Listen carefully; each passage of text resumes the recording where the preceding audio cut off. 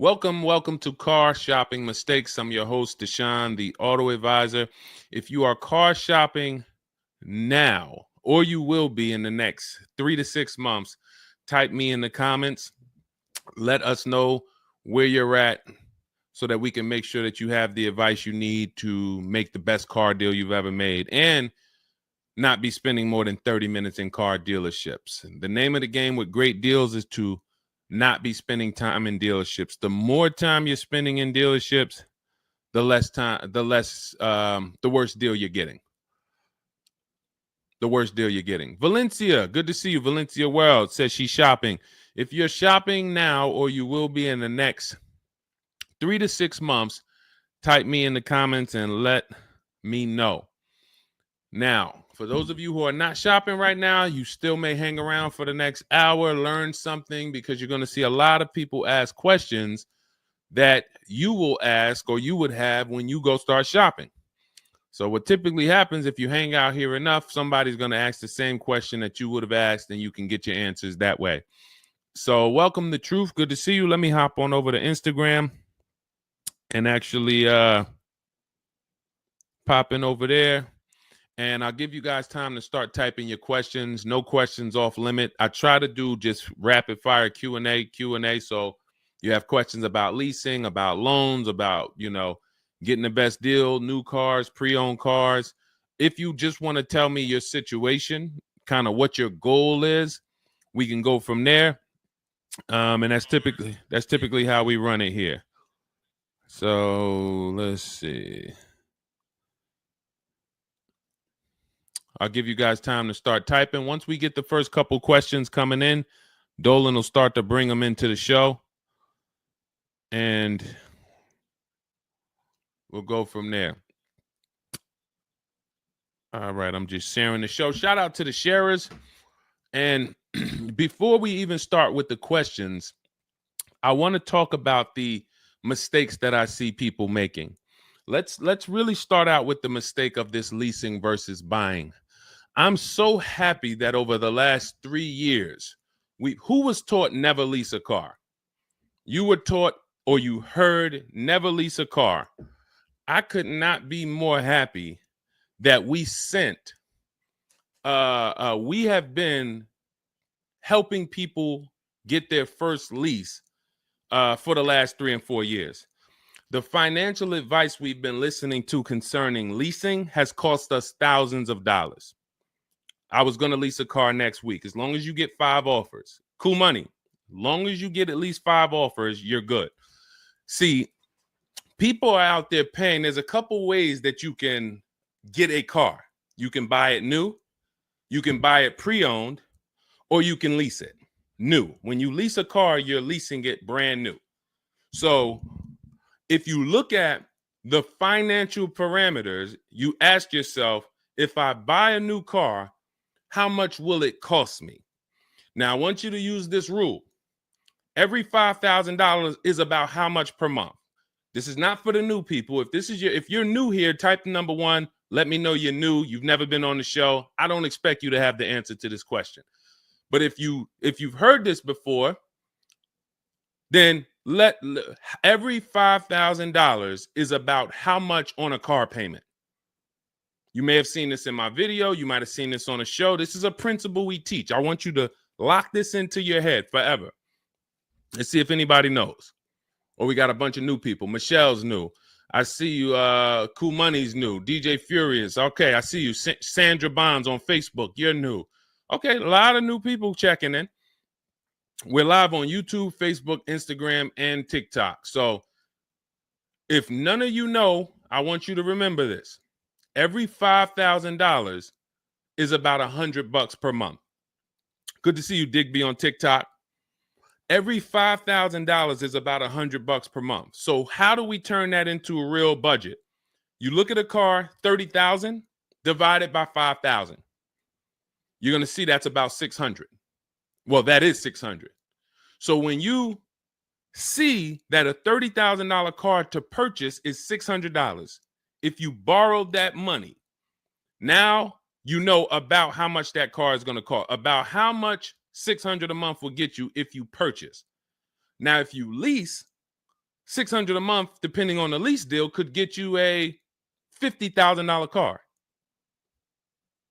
So we're driving. So if your budget is $600 per month, then you have a couple ways that you can get a car. You can go find a $30,000 new car, no money down. You're at about $600 on a 5-year loan. You can go find a $30,000 used car. You're about $600 on a 5-year loan. Now, for $30,000 used car, maybe it was like $45 when it was new. You get it for $30. Or you can get a $50,000, depending on the lease deal, brand new car that you lease. So let's drive this home.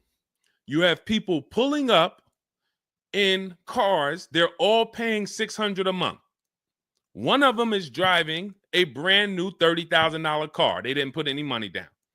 Another one is driving a $30,000 used car. They didn't put any money down. $30,000 car. Another one is driving a $50,000 brand new car. They didn't put any money down. Who's getting the most value? In the short term, it's the person driving the $50,000 new car. It's nothing you can say about that. It's no like, well, it depends. Nope.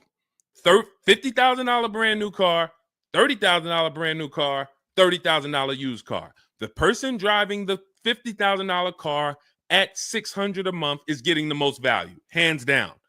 Now, in the long run, where do the people who buy win? That's where we talk about the 8-year rule. That's why if you're buying your cars and you're keeping it 8 years, you should be purchasing, not leasing. 8 years is when you win. So that's where I wanted to start at. Let's start, like, tear down this bad information you've heard and you've believed about leasing. And I see people asking, we got a lot of questions coming in. I see you, Jaguar Music, on Instagram. I see you, Cool Money. I see you, we got quite, I see, hold on. From what I can see, we got like 4 or 5 questions waiting. So Dolan, you could bring in the first one. Type your questions in, anything you want to ask. If you want to ask about leasing, I saw someone asked about bad credit. What about if I have bad credit? What about mileage with leasing? Just start typing those questions. We'll bring them all into the show and we'll get to them one by one. Is that true for someone that went into bankruptcy? Okay, so if you came out of bankruptcy, your goal should be to rebuild your credit as quick as possible. Right now, your credit's blank. You come out of bankruptcy, your credit's blank. You have nothing there, and that's a good thing and a bad thing. It's easy for you to build. I've seen people come out of a bankruptcy and literally they have a 700 score in 1 year. They're going to go get credit cards. Just like if you're 18. If you're 18, you go get credit cards, you don't use them. Pay $15 gas, or you don't have a car yet. You pay $15, $20 a month for something, pay it off. You're going to have a 700 credit score. The more you don't use your credit, the more credit they give you. So when they see that you have the credit, $500 credit card, $1,000 credit card, you're not using it, credit score is high because your utilization is low. So that's what you should be doing. You cannot come out of a bankruptcy, just wipe your credit, and then go into the dealership and be like, okay, now I can get a car. You have no credit history. So the first goal should be, let me rebuild my credit as quick as possible. And you can do this quick. Follow Shonda Martin. Some of you know Shonda Martin. She's on pretty much every platform we're on right now. And she's rolled to 750 plus. Now you got to let me know. Can you wait and build your credit for 3 to 6 months? Can you start to get some type of credit history?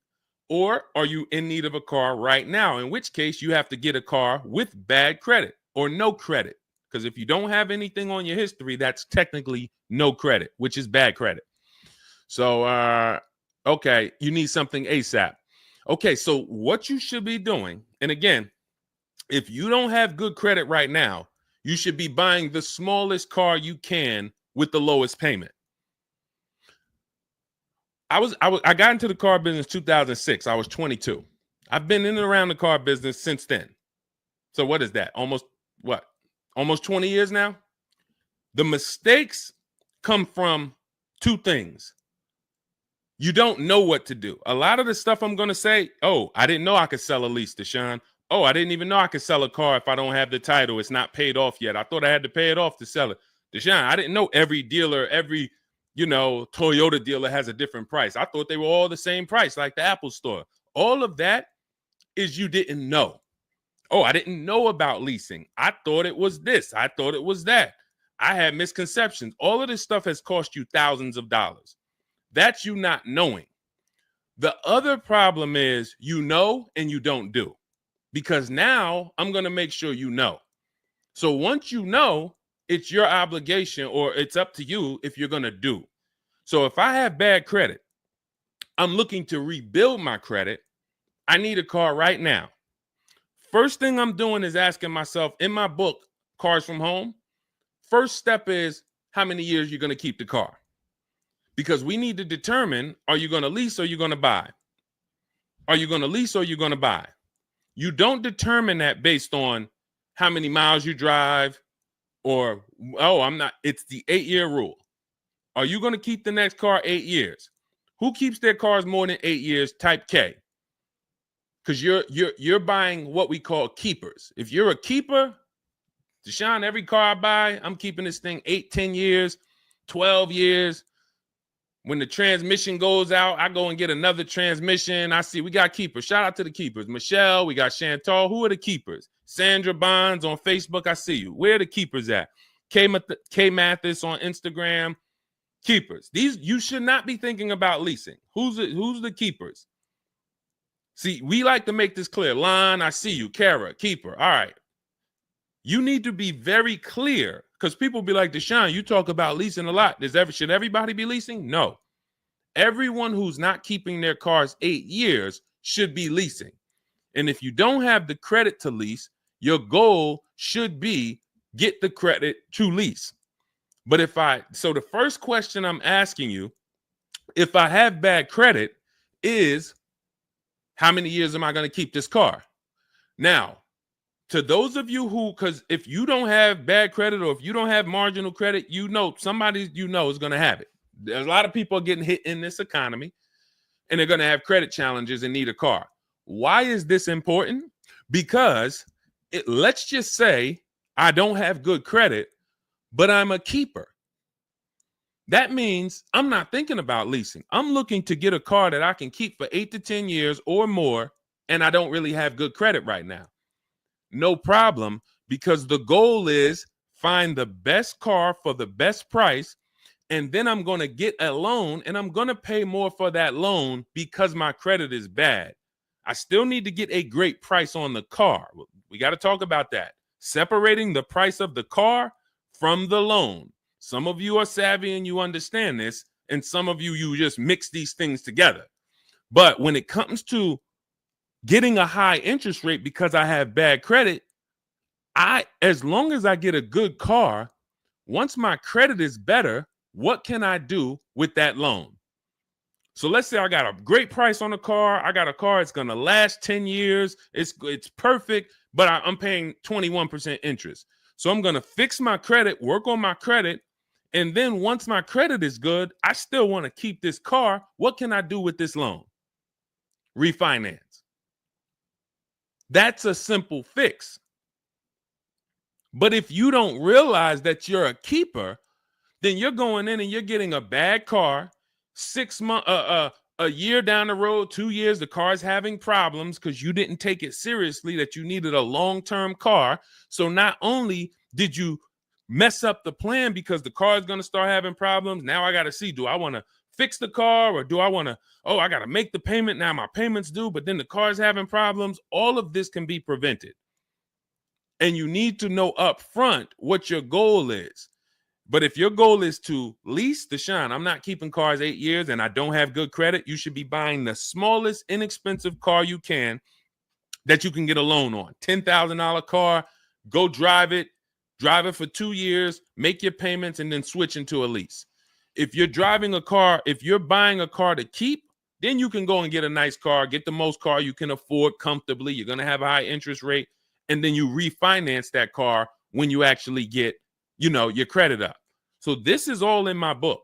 My digital book, Cars from Home, breaks all of this down step by step. Whether you have good credit, bad credit, how to know when to lease, how to know when to buy, new car, used car, you drive a lot of miles. I have plans in there for everybody. It's a digital book. It's 5-star rated. Thank you to everybody who went to Goodreads and reviewed the book. You can get a copy of the book. It's normally $97. You can get it as part of my launch offer for 75% off. That's $24.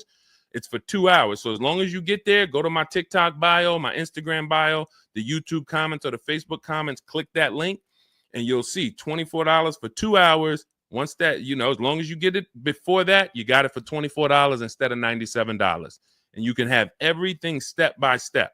So you're not worried about, I'm trying to remember all of this. You can watch the replay on YouTube too. But all of this is everything I'm teaching is part of a plan. It's not me winging it. This all comes out of my book. All right, go ahead, Dolan. Bring the next one up. Keep typing your questions. I know we got a lot of questions coming in from all 4 platforms, so Dolan will bring them into the show. Just keep on typing. What is considered marginal credit? Now, this is going to depend on what you're trying to achieve. I like to see all right, who's a homeowner? If you're a homeowner, type me. Now, if you had marginal credit before you bought your home, your realtor or your mortgage person probably told you, go work on your credit and then get your credit to this to get a mortgage. A lot of people do that. They go and they work on their credit, and once their credit is a 640 or 620 or 660 or whatever it is to qualify for the mortgage, they go and get their mortgage. That's how it should be with a car. You want to get yourself, if you have the time, you want to get yourself to about that 660 mark. That 660 mark puts you, and I'm talking, do not use Credit Karma.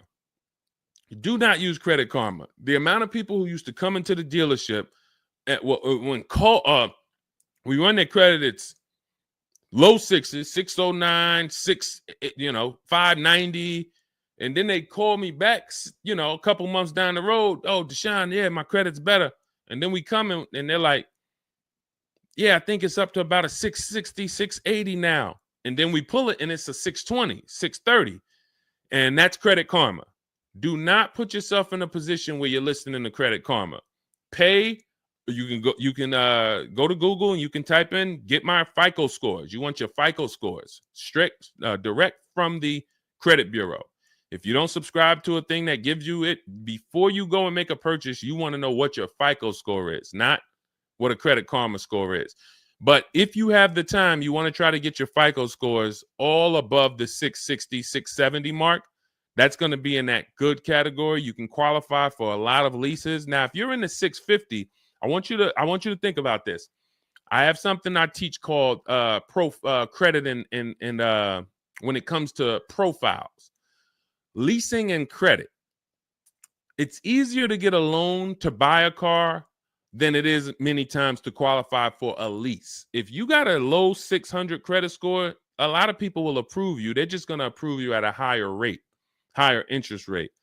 With a lease, it can work similar, but sometimes when you're in that low 620, 630, it's very tough to get approved. They're not going to take that much risk. But you may have a strong profile. So when you go into this, it's not black and white, guys. It's not like you can say, if my credit score is this, I'm done.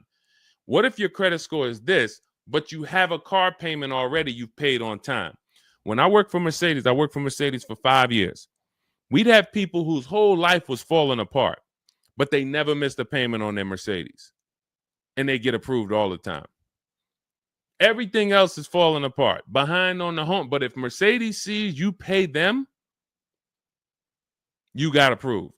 So what I say is a current car. That's why those of you, if you're building to get a lease, if you're building to get a better car, pay that car on time that you have now, because the best thing you can do is have a history of on-time payments on your car.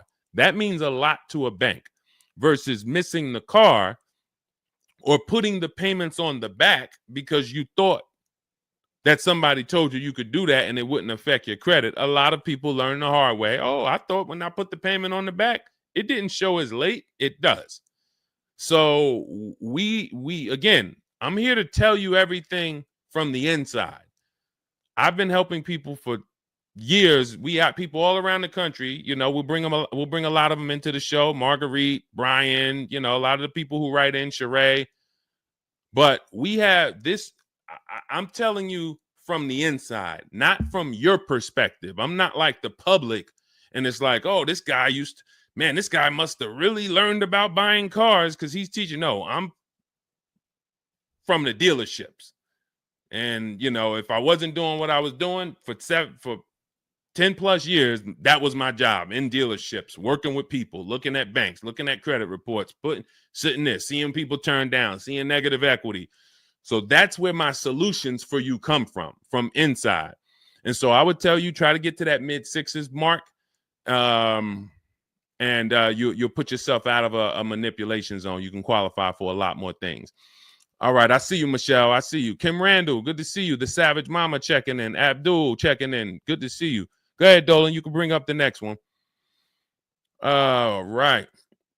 Shout out to Dad. Y'all running the likes up on TikTok. Thank you so much. Thank you to everybody who's double tapping the screen. We appreciate you. Can you talk about putting money down or not when purchasing a car? So important. Listen, this is a good one. This is a good one. I don't know who asked this question, but this is a good one. Can you talk about putting money down or not when purchasing a car? So here's how you want to make sure your down payment never gets taken if you are purchasing a car. You must separate your monthly payments from the price of the car. You make the mistake sometimes of going in and saying, what's the payments on that car? Who's ever said that? Hit the like button, type me. You ever said, hey, what's the payments like on that car right there? The reason why we don't do that is because you're actually mixing two transactions when you do that. Thank you for being honest. Shout out to the people who are being honest. You're mixing two transactions. You're looking at the price of the car and you're looking at the loan details, which equate to your monthly payment. See, if you pay cash for cars, then you understand you don't care about the payments. You go in, you're trying to find out the out the door price. What is my out the door price from the car for this car? If you're doing it our way, you're doing this from home. Bunch of dealers submitting offers to you. They're out the door offers for this car to your email, bidding war. We'll talk more about that in a little bit. That's the cars from home way. But once you get the out the door price, you then say, all right, that car that I want, $32,000, including all my tax, all my fees, $32,000. I pull up my auto loan calculator. How much is $32,000 on a car payment? Well, 5 years might be around $620 a month. 6 years might be around $550 a month. Okay. Do I want my payment to be that high? If I could afford that payment, do I want my payment to be that high? You see how we've separated the price of the car from our loan and our monthly payments. This has nothing to do, and this is what we call the 3 pillars of great car deals. 3 pillars. You cannot get a great car deal if you're mixing these 3 pillars. First one, who I buy my car from. Second, who I get my loan from. Third, who I give my old car to and sell it to. That's why we don't say trade here. That's a curse word. Forgive me if I even saying it. And if, we get some questions about trade-ins, we'll explain why we don't trade cars. So we have to separate these and bid out each one. You have so many online tools at your disposal that you just don't know how to use yet when it comes to your cars. You know how to use Amazon to go buy a TV. You know how to get a subscription to YouTube. You got a ton of online tools you know how to use. Shazam, what's that song? Shazam it. But the online tools about car buying, you just don't know how to use them. That's where I come in. Our entire system is showing you websites that do this, tools that do that. And so we can make sure that we're getting the best deal. So the only way you're going to make sure you never lose your down payment is you have to separate the monthly payments from the price of the car. If you go in and say, hey, how much is that payment? The car salesman says, well, how much can you put down? Well, I don't really want to put any money down. Well, all right. If I had to, I guess I could put down like 3, 4 max though. But I'm trying to be at like $600 a month. You're working your loan out with them. That's a loan. And let me tell you how. Let me show you why you can know you shouldn't be mixing these transactions. There's big money in all of them. There's a ton of people who want to sell you a car. There's a ton of people who want to give you a loan. They don't sell cars. Let me say that one again. There's a ton of people who want to give you a loan. They don't sell cars. They want to compete for your loan. That should tell you there's a lot of money in the loan business. Then there's a ton of people who want to buy your car from you. Your car you have now. You're the one you're like, well, I just normally go trade the car in. Well, how many offers are you getting when you trade the car in? Well, I usually just get the one from whatever the dealer says he's going to pay for me. Okay. So there's a ton of people who want to buy that car from you. They don't care about selling you a car, and they don't care about giving you a loan. So when you buy a car from a dealer and you give them your old car on trade-in and you get your loan from them, you just gave them 3 transactions. You did 3 transactions with them in one. Do you see why it's impossible for you to get a great deal doing that? Type $signs if that makes sense. Who's locked in? Because I know sometimes we only got a couple people that be watching. Some people, man, you're cooking dinner and you're like, all right, I hear you, Deshone. You're not gonna save $5,000, $10,000 like my students, and you're cooking dinner and you're just trying to listen in on the side. Look, you're not gonna get this. Look, person got a Kia $439 a month, $35,000 car. Look, save probably $6,000 off the car. Melissa, $12,000 that she got from Carvana. Let me just read something from people who are locked in, so you can, maybe this will inspire you to get locked in. All right, this is Melissa. 4 days of leasing like a boss. That's our system we follow for getting our leases. Started with a Kia Telluride as first choice. Quotes for 36 months, 15,000 miles a year. Ranged from 642 to 653. Went to a Honda Pilot. Ended up getting quotes as choice B from 616 to 713 after contacting every dealer in North Carolina. She did this from home, right from home. She got after contacting every dealer, the dealer I ended up leasing from originally quoted me 719, came back at 616 in 3 days with 0 due at signing. This is on a, where's her car at? I can't see. Hold on, 616. Oh, that one wasn't clear. All right, here, let me read this one. Thanks so much for these resources. I read the entire book last night.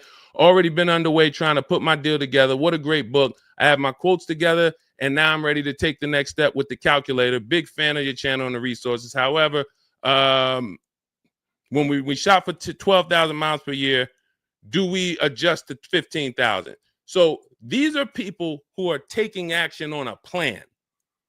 So when you see the plan, there's going to be different results. If you're out here winging your car process, oh, I hope I did this. Oh, shoot, I thought I watched the Instagram video. They told me don't say that. I shouldn't have told them I had a down payment. You're not going to get it.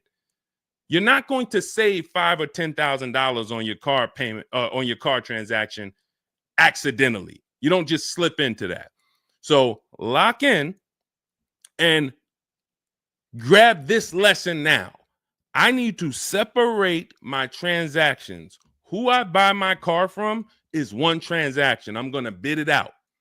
I'm going to give a bunch of people an opportunity to sell me this car. If I'm looking at a used Toyota Camry, I want to see every Toyota Camry within 150 miles, and I'm going to narrow it down, and I'm going to pick the best one, independent of my loan. My loan is a whole nother story, because when I shop for my loan, I'm going to do the bank bidding war where I can have multiple people. I don't even want to mention that without telling you about it, because it's like, whoa, what's the bank bidding war, Deshone? Okay, so you can have multiple banks and credit unions compete for your interest rate in a small period of time, and it's going to weigh on your credit score like one hard inquiry. Like one hard inquiry. Mamba Mentality, I love the name. I love the name. Why can't I do a super chat? I don't know. Yinka, good to see you on Facebook. IB Johnson. On one hard inquiry. So let's just say, and so when you get your loan, how do we know that 5.2% interest rate was the best? How do you know that the 7.1 interest rate was the best if you have no other offers? And what we've been used to is we're just going to go with our bank. We're going to go with our credit union. We're going to go with the dealer's bank. Why?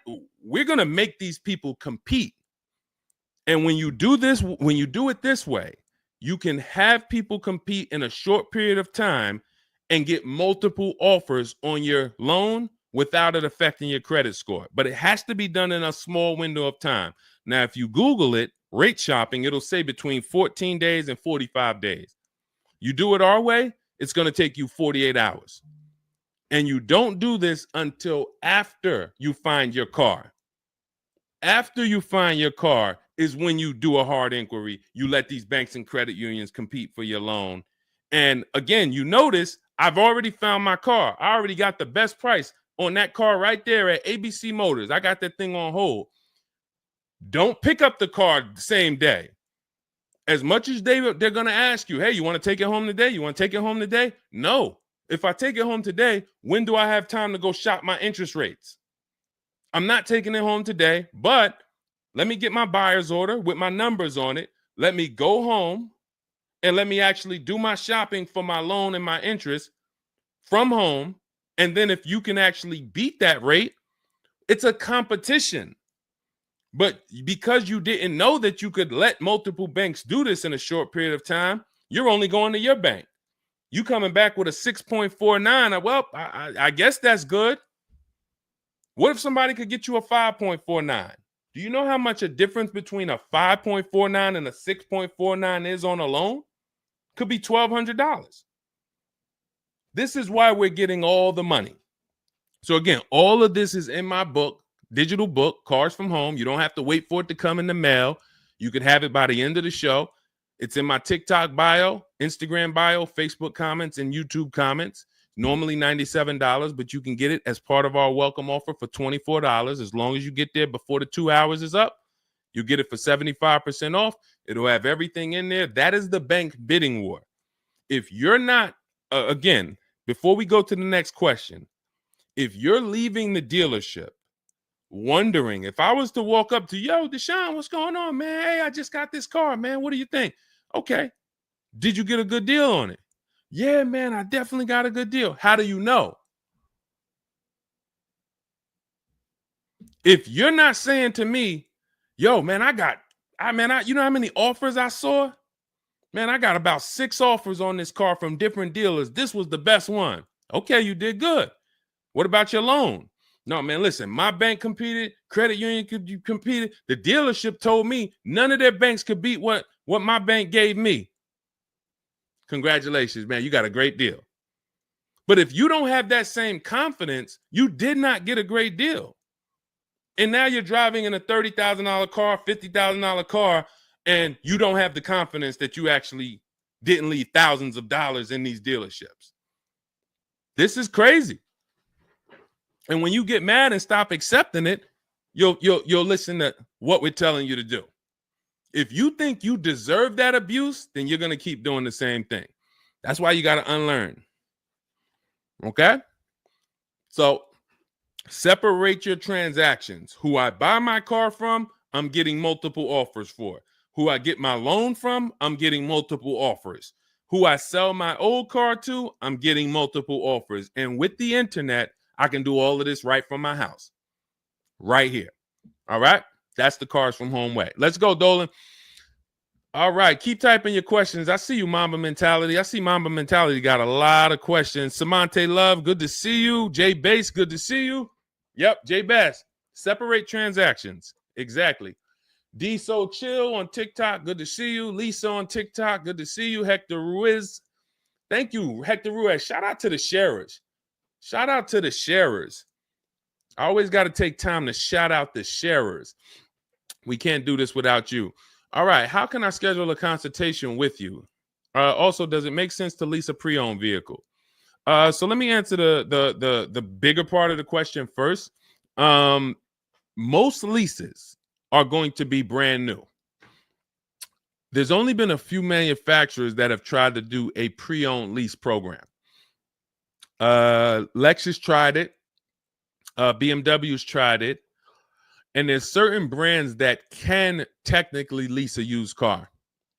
The reason why I don't like it is because it's not enough of a wide stream. It's not enough of a mainstream program to create competition. And if you can't create competition, then you don't know if you're getting a good deal.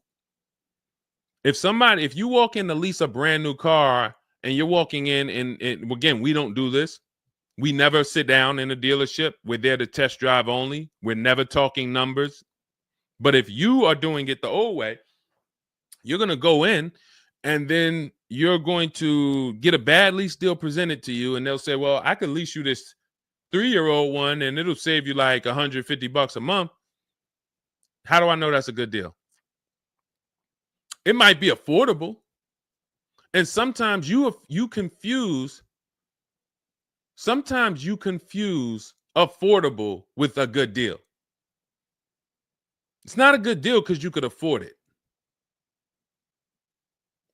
I want to let that sink in. We confuse, you know how many people I watch get a horrible deal, but they go home and they're like, yo, man, they got me to my payment. Bad credit usually. A lot of people with bad credit will brag about yo, man, you got to go see Joe, man. Why do we need to go see Joe? Man, he got me in a car. Nobody else could. All right, let's look at the numbers. Dag, you're paying 24% interest. You know this is an 8-year loan? You know this is an 8-year loan. Oh, nah, I just, listen, man, Joe, you sending all your friends to Joe. Oh, look, and this car has 70,000 miles on it. You paid 28,000 for it? See, because they got you to a payment you could afford. So you thought, good deal. Now, I go into a Bentley dealership right now. Bentley's $300,000. And they say to me, we'll give you this Bentley for $150,000. So they give me somebody offers to give me a $300,000 Bentley for $150,000. 50% off. We're going out of business. Take it. Can I afford it? No. Is it a good deal, though? Is it a good deal? $300,000 Bentley, half price, 150 grand. Many people, you don't have that in your budget to go and bring 150,000 dropping on a car. Now, if you want to do a business thing, go buy it for 150, quickly sell it to another dealer for 220. Okay, that's what we would do. But I'm not talking about that. I'm talking about just you alone. Affordability does not equal deal. A deal is a deal whether I could afford the deal or not. And the only way we know a deal is to actually get multiple offers. There's no other way. So I'm going to continue to say it. There is no other way. I've been in the car business since 2006. There is no other way for you to know you got a deal without comparison shopping. Same way if you walked into a grocery store and there was only one, you walk into the Dorito factory. There's only Doritos everywhere. No other competition. They sell them for $7 a bag. There's no competition. So everybody who's in the Dorito factory is paying $7. But when they go in the supermarket, Doritos competing against Lay's, competing against Wise. Oh, you can't be $7, Dorito. You might have to be $4 this week. You might have to be on sale this week for $2.99. Competition. It's everything else. So a lot of what I'm saying to you will click when you realize that you've been programmed to buy cars in a way that you don't buy anything else up. You don't buy anything else that way. Everything else you buy in your life is competition. People competing. Everything else only with cars, we look at one offer. So that's why when you come home, start to look at the whole market, you're going to love this. You're going to be like, man, I don't know how I didn't start doing this before. What I'm teaching is not, the whole cars from home system is not rocket science. We just use the internet to create competition. That's how we get crazy deals. That's how you see Alex graduated, was able to get a new lease for my partner, sold his old car to Carvana, bid that out. Notice he didn't trade it. He didn't say I traded in my car. I sold my old lease to Carvana, old 3,500. He got 14. That was his highest bid. Went test driving, got a 2025 Hyundai Tucson, got a 1.3% lease deal, no money down, $42,500 car, $580 a month, and that's a 1.3% lease. Now, $42,500, guys, would normally be, with no money down, about $800 a month. Maybe about $825 for 5 years. He's paying $580. So when we talk about leasing keeps thousands of dollars per year in your pocket versus purchasing. Thousands of dollars, not hundreds of dollars per month, but thousands of dollars per year. So to answer your last question, I don't do consultations. We have 3 ways we help the public: through my book, through our Shop with Deshone program. A lot of these people that you're seeing me share, they've either got my book or they're in our Shop with Deshone program. Just Ralph, Jen, Stormy. Just wanted to let you know that your package worked. $48,000 MSRP, no money down. She's paying $622 a month. That's normally a $900 payment. Marie, some of you know Marie from some of our other shows. We talked about her. Just wanted to reach out. Thank you. She used the book, saved over $13,000 off of her Mercedes, got her payment to be hundreds lower per month, maintenance included. Just wanted to say thank you. She got a 2025 GLC Coupe. Some people have this same car. You're looking at this car. You're like, hold on, Deshone, I got that same car. Did you get $13,000 off? Did you get $13,000 off? This is when we got to say to ourselves, whoa, what's happening that Marie got $13,000 off? I thought I did okay. I got $4,000 off. You see how dangerous it is when you don't get multiple offers? You thought, man, I negotiated, man. I was in that dealer for about 5 hours, man, to get that $4,000 off. Marie never went into a dealership and she got $13,000 off. So you just made a $9,000 mistake. So you could either change your behavior, go grab my digital book, Cars from Home, learn the same thing, use the same strategy step by step that Marie just used, and you could eliminate you making these types of mistakes, or you can continue to do what the car business wants you to do. So in my digital book, you have everything. That's why it's called 7 Steps to Saving Time, Money, and Avoiding Dealerships. It's in my TikTok bio, my Instagram bio, YouTube comments, Facebook comments. You can get 75% off for the next 2 hours. So you won't pay the normal $97. You get it for $24 if you get there before the welcome offer expires.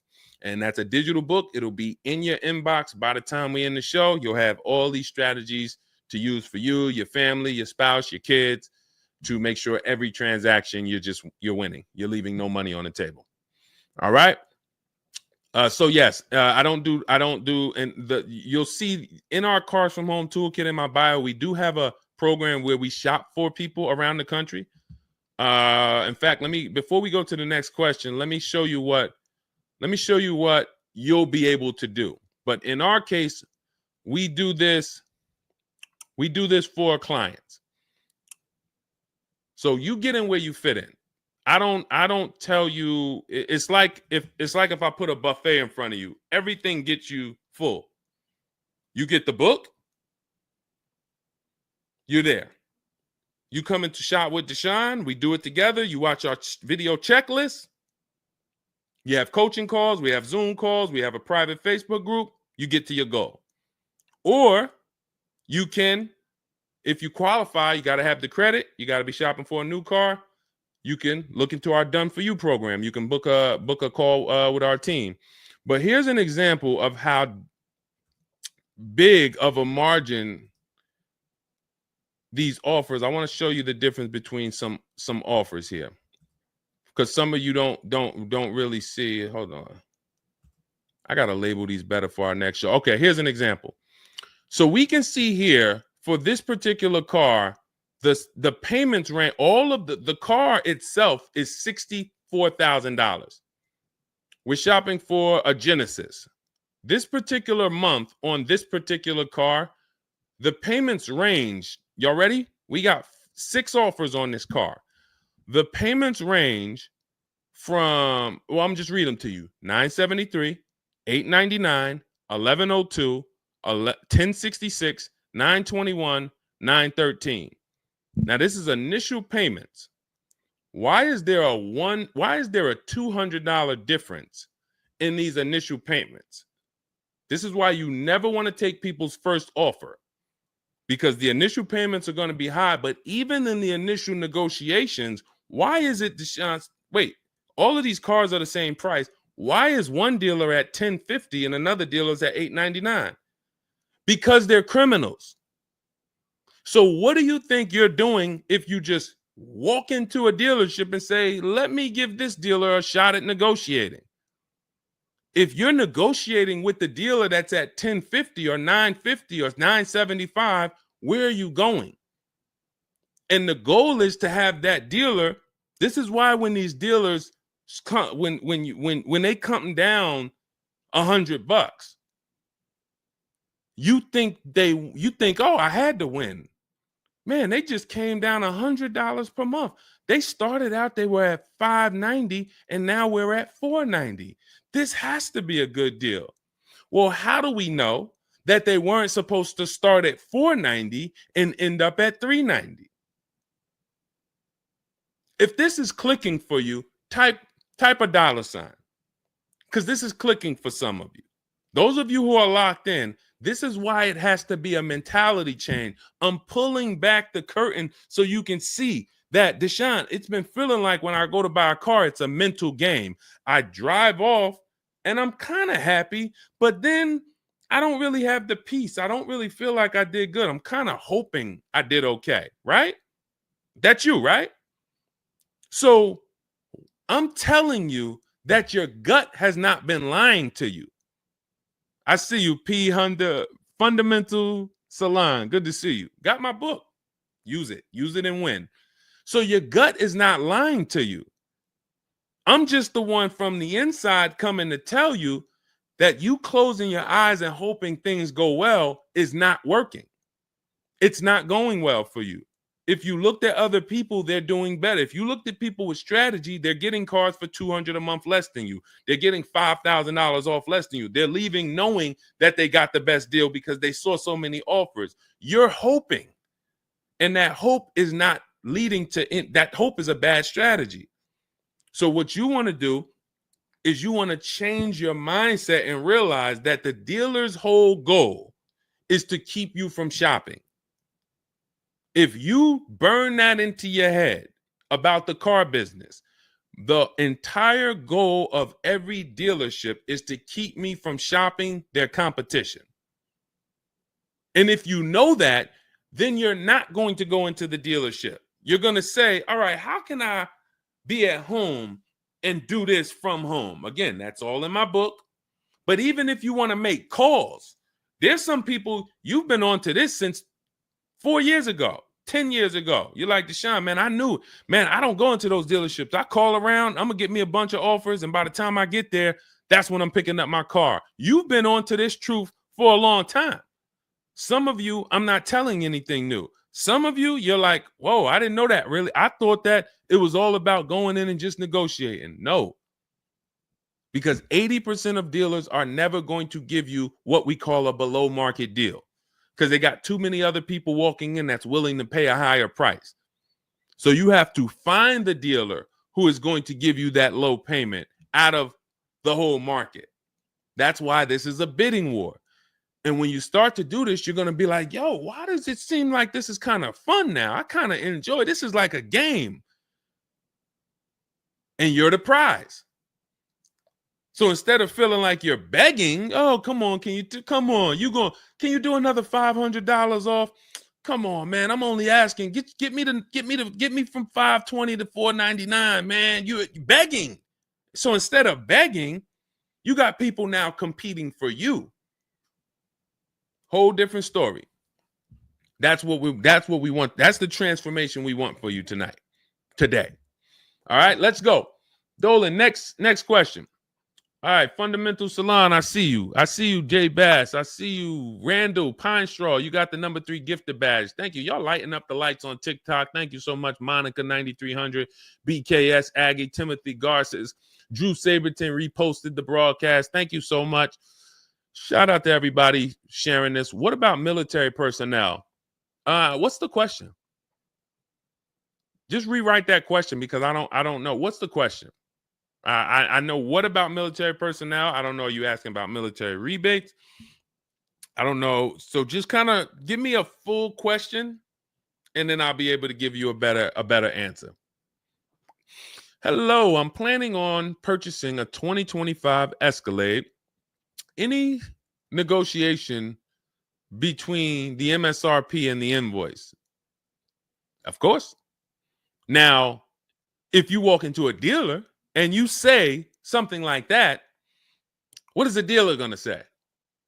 So let me ask everybody who's watching. We're live on Facebook, TikTok, Instagram, and YouTube. If this person casually walked into the dealer and said, hey, is there any negotiation between the MSRP and the invoice? What do we think a smart dealer is going to say? Not an honest dealer, a smart one. Thank you, Sassy. No. No. And you know what's crazy? They're going to say it in a way that makes you believe it. So if I put my car salesman hat on and I switched it to kind of for myself, this is what it would sound like. Or is there any negotiation between MSRP and invoice? Not really. On these cars, I mean, we don't even have a lot of them. A lot of people are trying to get them now because the tariffs are about to hit. And even though this is an American-made car, some of these parts, they're produced in Mexico.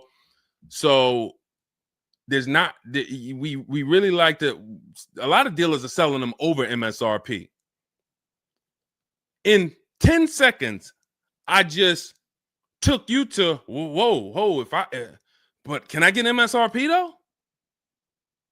See, that's why I'm never training you to go in and negotiate with people that negotiate every day, 3 times a day for the last 10 years. You're just not going to be a match. You might negotiate office furniture. Yo, Deshone, I do office furniture. A car salesman couldn't come in and negotiate with you on office furniture. But you can't go into a car sale and negotiate with car salesmen because, again, the psychology, we just know every question to ask, everything to say. It's a mind. And so some people use it for good and some people use it for evil. And so how do we find out what the discount is on the Escalade? We talk to multiple Cadillac dealers. Now, if you're doing it our way, in my book, I have scripts that I wrote for you. It's all by email. So there's a reason that people can actually go in, use this book, use these scripts, and come out with great deals. This is Trey. Trey got 3 cars using our system. He says, my son was in the market in 2025. He just got a 2025 Blazer. He said, I started sending emails in the wee hours of Tuesday morning. So those are email scripts that I wrote. They're in my book. You have access to them when you get my book. You're using all my scripts. We're not talking. We're not doing any of this by mouth and saying, oh, I got to remember What did Deshone say? Don't, oh, I didn't want to say that. None of that. There's no room to make a mistake. We're just typing, copying, and pasting.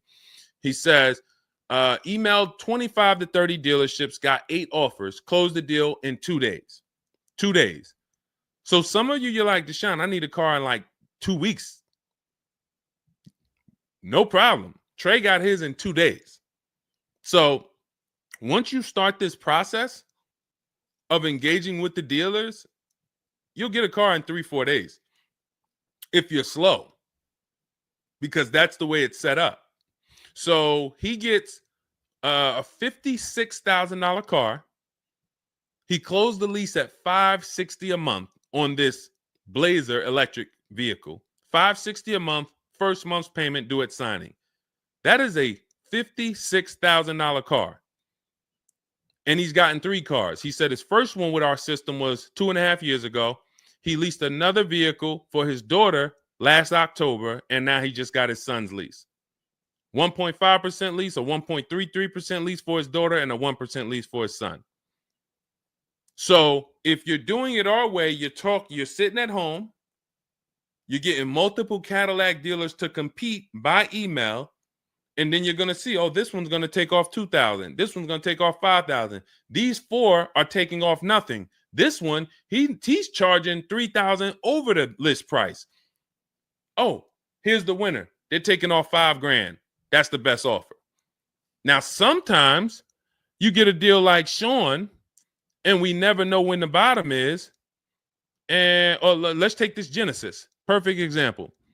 This is a 2025 Genesis GV80. As you can see right here in writing, if you're on TikTok, you can't see, but if you're on Facebook, YouTube, or Instagram, you can see.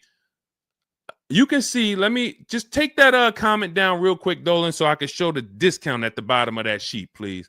Just snatch that just for 1 second. Look at that. $8,469 off retail price. Brand new 2025. Okay, you can put it back up, Dolan. Thank you.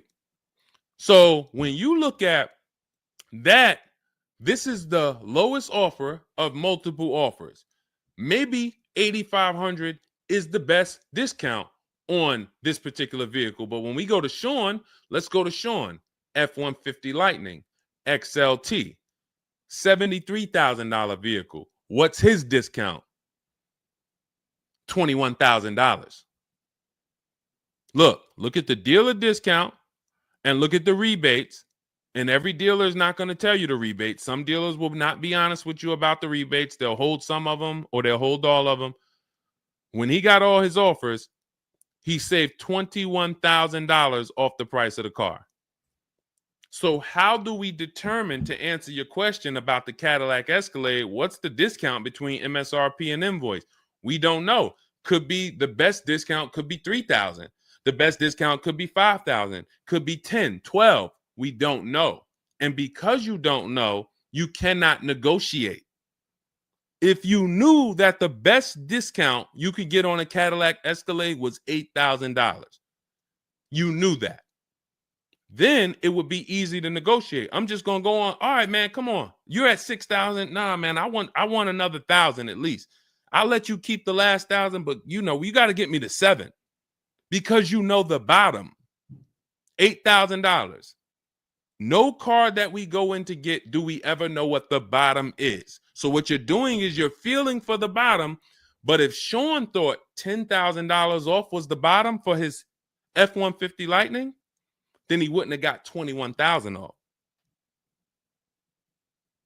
That's the danger. So when I say to you, you're leaving $3,000, $5,000, $7,000 on the table, you can't say to me, Deshone, no, I'm not. Because I get so many offers, man. I know I'm not leaving money on the table. You don't know you're leaving money on the table. I got $8,000 off my Infinity truck I got when I leased it. How do I know that was the best offer? Because I had 7 other offers. I had 7 other offers of Infinity dealers that I went back and forth with by email. This one giving me $3,000 off. This one $4,000. This one $6,000. This one $6,000. This one, we'll do $8,000 off. You got it. You won. Took me 60 minutes. This is where I want you to get new cars, used cars. You're making your deals from home. You're the prize. You're going into the dealership to pick up your car, man. They like, man, you sell cars? How'd you was like quick, man, that you kind of knew what this was quick. Car salesmen going to love you because you didn't waste their time. You didn't tie up 8 hours of their time. They're making deals with you in 20 minutes, 30 minutes. It's great for everybody, but it's mainly great for you. That's what we want. Okay, all of this is in my digital book, Cars from Home, 7 Steps to Saving Time, Money, and Avoiding Dealerships. It's not a mail book. It's a book. You can have it in your inbox in the next 5 minutes. Normally $97, but as part of our welcome offer, you can go to my TikTok bio, Instagram bio, click those links.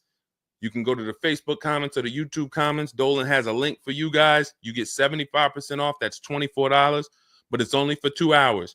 Now, if you visited earlier, some of you, I did a show, my last show, you might have visited the link and you missed the countdown. You'll see it's gone. So you want to make sure when you actually go there, even if you come back in a couple minutes, don't let that timer hit 0. Book's still worth $97. You saw Marie, she saved $13,000. So I think if Marie, if she was on the show, she would say, look, even if you missed the $24, get that book. Save me $13,000 off my price. All right. Corey Duncan, I'm just catching your comment on TikTok. Look, it works, y'all. I promise. Leased a car back in April after using his book. Got the best deal. You see what I'm saying? Like, and this is all over.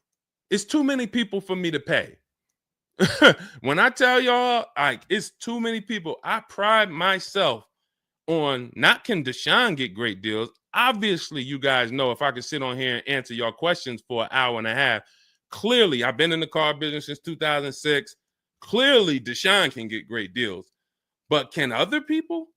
That's why I'm showing you other people. That's why I'm showing you Benita. That's why I'm showing you Kimberly got 20 grand off her Maserati when she got it. Zafrina got 2 cars. She got a car last year, got her Jeep Grand Cherokee, $66,000 car. She got it for $579 a month. And then she just got another car that she posted 2026.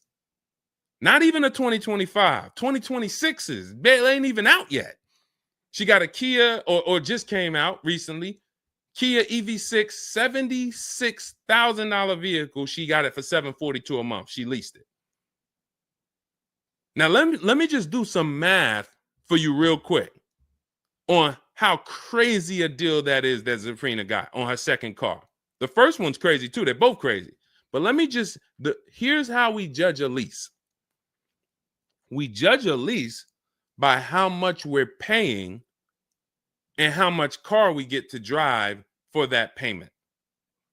So the reason I created the 1.5% rule is for you to know you're paying too much money for a car you're giving back.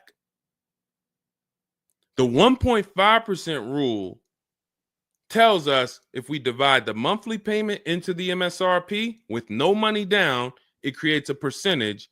And if that percentage is over 1.5 for 12,000 miles per year, we're paying too much. It's no value there. It's a bad value lease. Let's look at Zafrina's deal that she just got. She's paying $742 a month, and she got a $76,000 car. So let's say, go into our calculator, $742 a month, 36 months. That equals $26,700. That includes taxes, everything. That is how much she's giving them for 3 years to drive this car. $26,700. It's a $76,000 car. You don't have to be a mathematician to know that if you walked into a showroom and you saw a $76,000 car, once taxes and fees and everything were on top, it's over 80 grand. And you could drive that car for 3 years for $26,000 and you give it back to them, we don't have to, we can imagine how much value that is. So that's how we judge a lease. And the more I pay, the more I have to look at, okay, is this a good lease deal? Is it a great lease deal? Is it a steal? Zafrina got a steal. Anything 1% or lower, it's a steal. From 1% to 1.5%, that's a good deal. Well, let's say from 1% to 1.25, great deal, great value. And then from 1.25 to 1.5, good lease deal. So it's good, great, and a steal. Any of those is good. It depends on the vehicle and it depends on how well you get offers because different vehicles have different lease programs. But once we get, you don't walk into a dealership and say, hey, get me to 1.25 or get me to 1. You don't do that. You got to see what the best offer gets you. But this is where you want to be at. Empowered shopping. Okay. Thanks, Randall. I'm working on my lease deal now from the book. Way to go. Way to go. All right, Dolan, go ahead. Pull up the next one. I'm going to take a sip of water. I see we still got a lot of questions to get to. Let's go.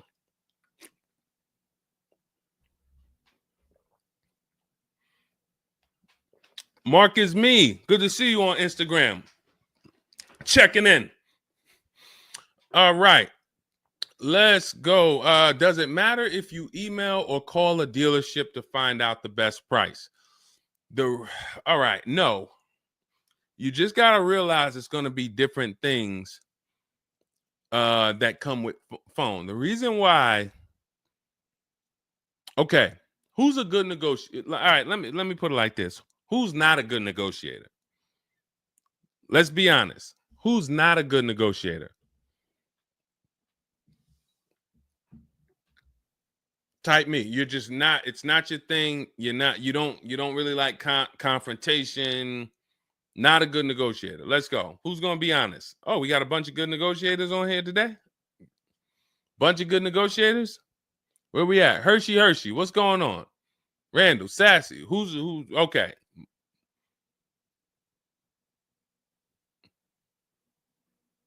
Okay. Couple people that want to be honest. Everyone else is a great negotiator. You need that to get on the phone. In order to get on the phone, you need to be a good negotiator. You need to be quick with your words. You need to be, and that's what's going to happen when you're calling to get deals. Now, if you're calling to get deals, you just need to be able to know exactly what information to give and what information not to give. So let's just say you call in and you're trying to get an offer and somebody says, "Hey, wait, I need your credit." Okay, are you going to say, "Well, no, actually, the people I've been working with, they haven't been asking for credit, just assume tier 1." Or are you going to, fumble through that? And if you so this is what you're going to get. That's why I say if you're calling, you could try asking for sales managers.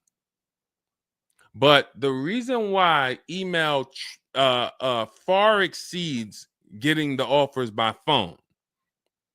Now, look, getting the offers by phone is way better than walking in. But if you get the offers by phone, you still have to you have to try to lock down who the good dealer is because you're not going to really have anything in writing. And that could be a problem. That could be a problem because whenever you're going in and you're thinking this, that's why everything we do is from home. Your credit app is done from home.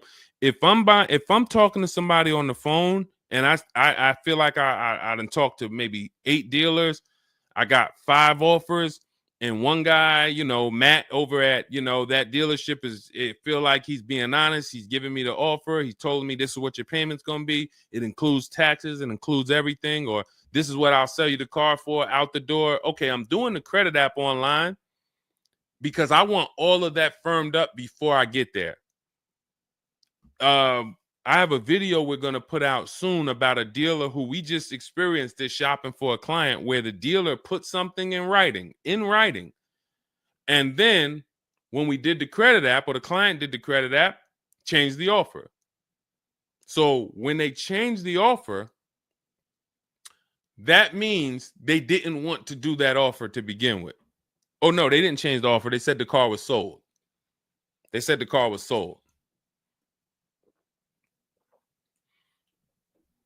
Me knowing what I know that what they wanted to do was tell you one thing and then they wanted you to come in so that you could so they could raise the price on you.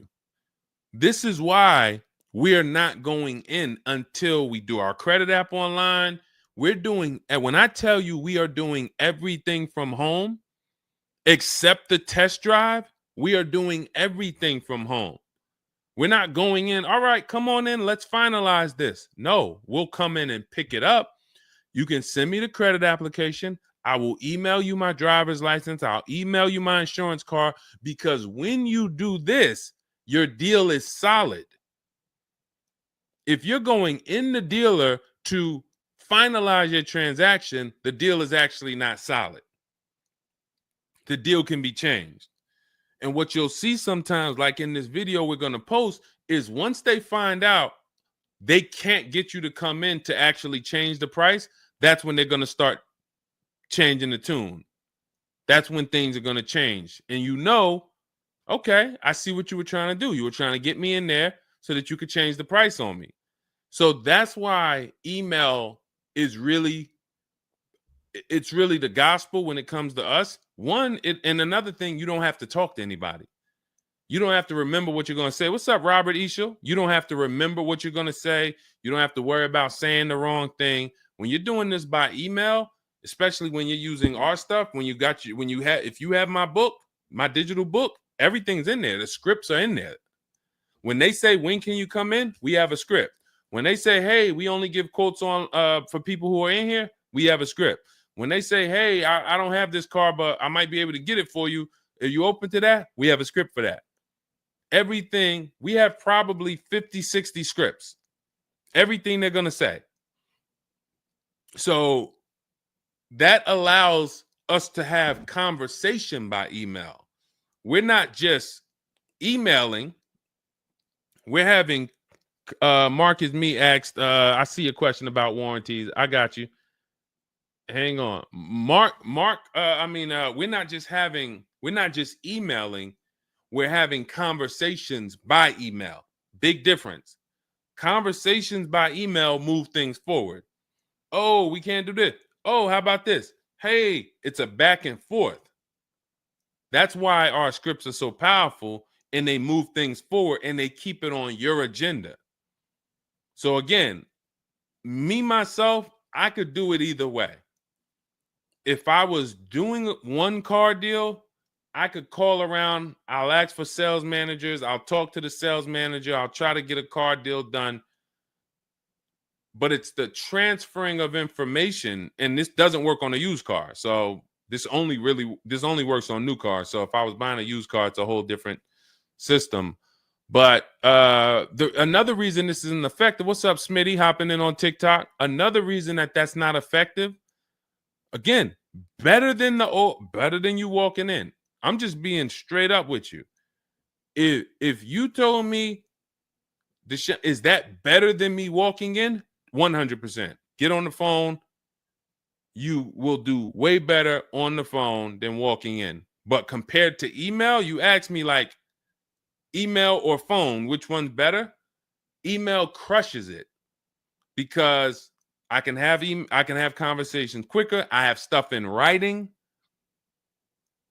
I don't have to worry about not having something in writing, and I show up and I thought that it was this and then it's that, and then it's nothing I need to remember.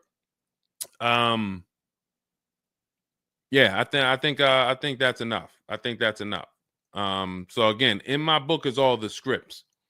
And without you knowing what to say when they say this, then the conversation is going to move slower and you'll be typing everything manually. What should I say to them? All right, what should I say to this? When they say, "Oh, can I have your full address?" Okay. These are the things that you want to know how to respond to. Okay? All of that is in my book. But again, either way is better than walking into the dealerships. Walking into the dealerships is where you're going to lose. All right, go ahead. Next question. Kevin Carroll, Jamie Rodriguez. Good to see you. How do we apply for a soft credit pre-approval? You have to find a bank or a credit union that does it. If your bank or credit union should be the first people you ask, can you get a soft credit pull pre-approval?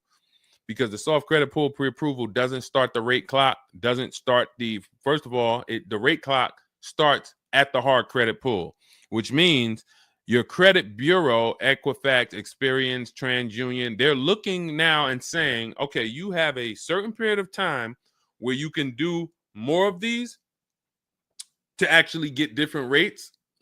But once that period of time closes, we're going to update your credit score.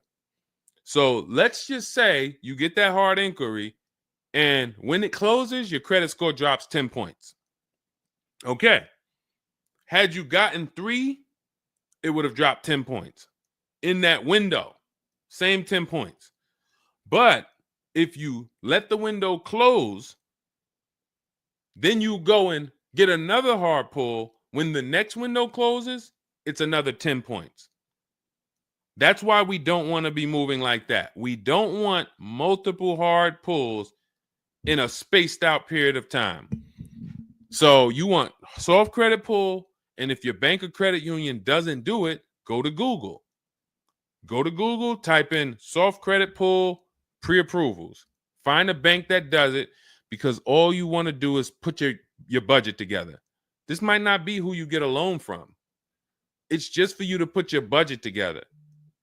And if you've ever bought a house or you got a mortgage, you'll see, all right, you might pre-approve me for, 4.25 interest rate. And then once I go to get my loan or my mortgage, it might go to 4.3. It might go to 4.6. It doesn't matter. This is just to budget.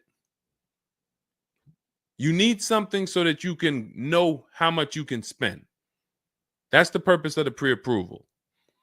So it's no reason for you to ever give a hard credit pull. You are much better off just using the rule of every 5,000 is about $100 per month. Burn that into your head. Every 5,000 is about $100 per month. So that means when I'm looking at this $30,000 car, that's $600 a month for 5 years. What if I want it to be $500 a month? Then I need to, instead of taking out a loan for $30,000, I need to take out a loan for $25,000, which means I got to put $5,000 down. But if I'm taking out a loan for $30,000, it's going to be about $600 per month on a 5-year loan. You could go to 6 and it'll drop it a little. For 6, it'll drop it another, But if you don't have that rule of 5,000 in your head, you're too off in your budgeting. You need to have some type of anchor to what this car should cost me. If I'm looking at a $50,000 brand new car, I don't want to be able to, give me the $600 a month on that.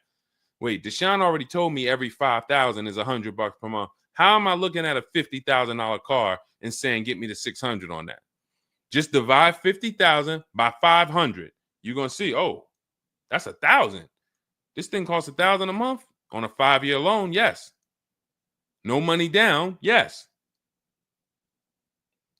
This keeps you from getting in trouble. This keeps you from leaving out the dealership with a 9-year loan. You're at your payment, but your loan is for daggone. It's like if you might not know, it's there's 50-year mortgages. Who would take a 50-year mortgage? Anybody? Anybody volunteering for a 50-year mortgage? Any takers? I didn't think so. No. Why? If you went into a house, $500,000 house, and they said your payment is this for 30 years, but if you take a 50-year mortgage, it drops to this. Nobody on here would be like, okay, yeah, give me the 50-year mortgage. They're available because we've learned that 30 years is the longest you would take a mortgage. And that needs to be 72 months with cars. That's why I tell you 72 months should be the longest you ever consider for a car loan. And if you go in with these parameters, nobody can take advantage of you. All right. All right, let's go. We'll wrap in a car. We're almost done. I say let's go. I see we got maybe one or two more questions. We'll see. For lease, I can only go through the dealership finance department. We'll bring that one in next. I see you. I see you on TikTok. Anita, I see you. What's going on? Warranty extensions worth it? Oh, you mean extended warranties? Okay. Are extended warranties worth it? Depends on the car. If you with warranties, you're asking yourself, what's the odds that things are going to break on this car? And then how expensive are they to fix? And this is why when we get cars, we do something in step 4 of my book. There's a 5-minute process we do. It's a Google check where we check reliability. Every car you look at, you should be typing into Google 2025 this reliability. If you're buying a used car, you should be typing in 2023 Kia K5 reliability. And then you skim those articles. Thank you, Renee Cunningham. You skim those articles, and then you see, what are the third parties saying about this car? Are they saying the reliability is less than normal or less than average? There's tons of people who were in love with a car, and then they do this 5-minute exercise and they see owners are reporting electrical issues with the car, software problems with the car. Owners are complaining about the infotainment system in the car. So this is this is what we call bad DNA. This is not something that when we buy used cars, you'll see in my book and you'll hear me talk about on the show. We screen down used cars with title history, service records, accident history. That's how we make sure it's a quality used car. Title, service records, accident history. But you could put all those things together, and if you got a car with bad DNA, it has electrical problems, none of that will fix it. So, Deshone, I did that whole search you told me, man. I did everything. I narrowed it down. I got a good car. I got the best price. But, man, the car is giving me problems. You skipped step 4.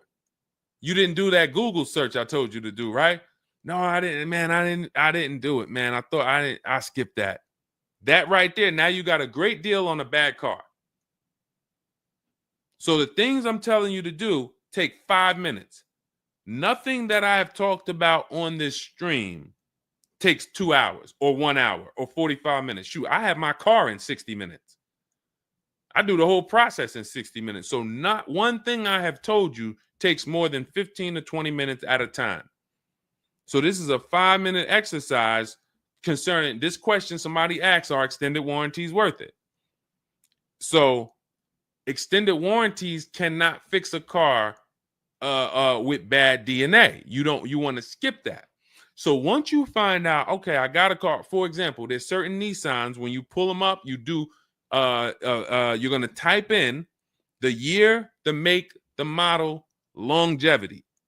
Going back to the keepers. Everybody who answered earlier, they're a keeper. You buy your cars, you keep them more than 8 years, type K for keeper. You don't lease. I don't want you thinking about leasing. But if you're keeping, you need to think about warranties. Just like people who lease don't need to think about warranties for the most part, unless they're a high mileage driver, they're getting a high mileage lease, they're not thinking about warranties. So if you're a keeper, you're thinking about warranty, which means you need to look at longevity. There are certain cars you're going to type in, do this exercise, type in the year, make, model, and the word longevity to Google, and you're going to see this car, owners report transmission problems between 90 and 110,000 miles. There's nothing you can do to change that car's DNA. Nothing. So, yes, you can get one with good service records, good accident history, good title history. Nothing you can do to change the fact that that car has transmission problems from 90 to 110,000 miles. So once you do that exercise, that quick 5-minute check, then we can look at what's the cost of repairs on this car? Is it a Mercedes where when something breaks, it's $2,000? If it's a Mercedes and something breaks, and you can keep typing your questions. If you have a question on TikTok, nothing's off limits. So we got time for a few more questions, but you got to type them in for us to bring them into the show. So are we, once you know what cars, like give you an example, you got a Honda, you got certain cars, they're very inexpensive. Something breaks on the car, the parts are cheap, inexpensive. These are the cars where you don't need extended warranties as much as you need a car when you look at a car that has high cost of repairs. So what should you be typing in for the car you want? Cost of repairs. If you're looking at a Volvo XC90, Volvo XC90 repair cost. Where does it fall? You're probably going to land on an article that shows you the rankings of cars repair costs. If you see that Volvo and Cadillac and Mercedes and all Range Rover, Land Rover, they're up here, then you need an extended warranty. Because when one thing breaks, if you got a $3,500 warranty, it might pay for the whole warranty. One thing. But if you're looking at a car and it's very low, Mazda or Honda or Toyota or very low cost of repair, then maybe you save the $3,000 and you don't get an extended warranty. You just put that money to the side. So it's going to depend on the car. When I worked for Mercedes, if somebody was buying a Mercedes, I told them, go in there, finance department, buy as much warranty as you can afford. That was my words all the time. Buy as much warranty as you can afford. IDK, following your book to secure a lease. How do I get it without putting money down? We don't shop with money down. So you haven't gotten to that section yet. I'm glad you have the book, IDK, but there's no scenario when you're using our templates and scripts where we shop with money down. In step 3 of the book, which is deal focused budgeting, I explain how down payments come in, and I explain the risk of down payments. But when we're in step 5, which is reaching out to dealers, where we're getting our offers, there's no down payment that ever comes into the conversation. All of our lease offers are with first month's payment due at signing. That's not a down payment, because it's just like when you rent an apartment, you pay your rent at the beginning of the month. When you lease your car, you pay the payment at the beginning of the month. And that's it. That's not a down payment. That's your first month's payment. But no, all you do is just follow the book. There's no again, and stay on the steps. Here's what I want to drive home when it comes to this book. And I see we had somebody, Linda March, on Instagram. I see you. Grab Linda March's question, please, on Instagram, Dolan. Do not read this like this is some seminar. There's 2 types of people who use the Cars from Home stuff. All of our stuff is made to be like you having a conversation with me. If you jumped on the phone with me and you said, Deshone, this is what I want. What's my first step? I would give it to you and then you go do it. I wouldn't say to you, okay, Linda, you're going to do this. And then once you do that, go and do this. And then once you do that, go and do this and then do that. And then by the time you finish this, you'll see this on this website, and then you'll be ready to pick up your car then. How would that go for you? Carrie Ann, Gifted Hands Cash, good to see you on Facebook. Well, how would that go for you? You would be like overwhelmed, confused, messing up. That's the way it is when you get my digital book, Cars from Home, and you read it straight through. What you're seeing all the steps. The last step 7 is delivery or pickup, and I'm congratulating you. You did it. The step before that, we're going over paperwork in the finance department and extended warranties. You shouldn't be there, because you should be going through step 1, checking it off. Deshone told me do this. Step 2, check it off. Step 3, and then once you get to step 7, which is delivery, check, just picked up my car. It's a checklist, not a Bible or a almanac for car research or car studies. That's not what it is. And so I want to let you know that, so that you don't come in thinking you're about to learn a lot about cars. In fact, that's how it was when I first started. My first book was called 52 Car Buying Questions Smart People Don't Ask that cost them thousands. 52 car buying questions smart people don't ask that cost them thousands. That book's not for sale anymore, but if you Google it, it's highly rated. People loved it. People said, Deshone, I use this book, man. I learned so much and I got a good deal. Because I still was teaching you how to get to the multiple offers, but it was too much information. That was when I came and I started teaching and I said, I want to teach y'all. I want to teach you everything I know.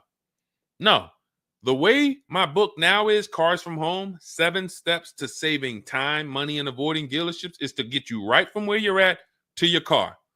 90 minutes, 2 hours from home. Boom, boom. Little small exercises here, 10 minutes here, 5 minutes there. Boom. All right, I'm picking up my car. So that's why we have the success stories that we have, because of the fact that it's a focused step-by-step book. Okay? So you can get your copy in my TikTok bio, my Instagram bio, the YouTube comments, or the Facebook comments. It's 75% off. That's the welcome offer. It's normally $97, but you can get yours for $24 as long as you get to my bio and Instagram, TikTok, or the YouTube comments or the Facebook comments before that 2 hours expires. This is Brian, just got his first ever lease using the book. Thank you, Brian. 2025 Honda HRV, $30,000 car, $395 a month. That's a 1.2% ratio. No money down. Initial quotes from that dealer was $434, and he used the counter offer calculator and got it down to $395. So that's his best offer, not to be confused with his only offer. That's his best offer that went from $434 down to whatever he ended up paying to get it to 1.2%. So that is how you want to do it. Step by step, go grab your book. Make sure when you get your book, screenshot the thank you page, because my support team's email is on there.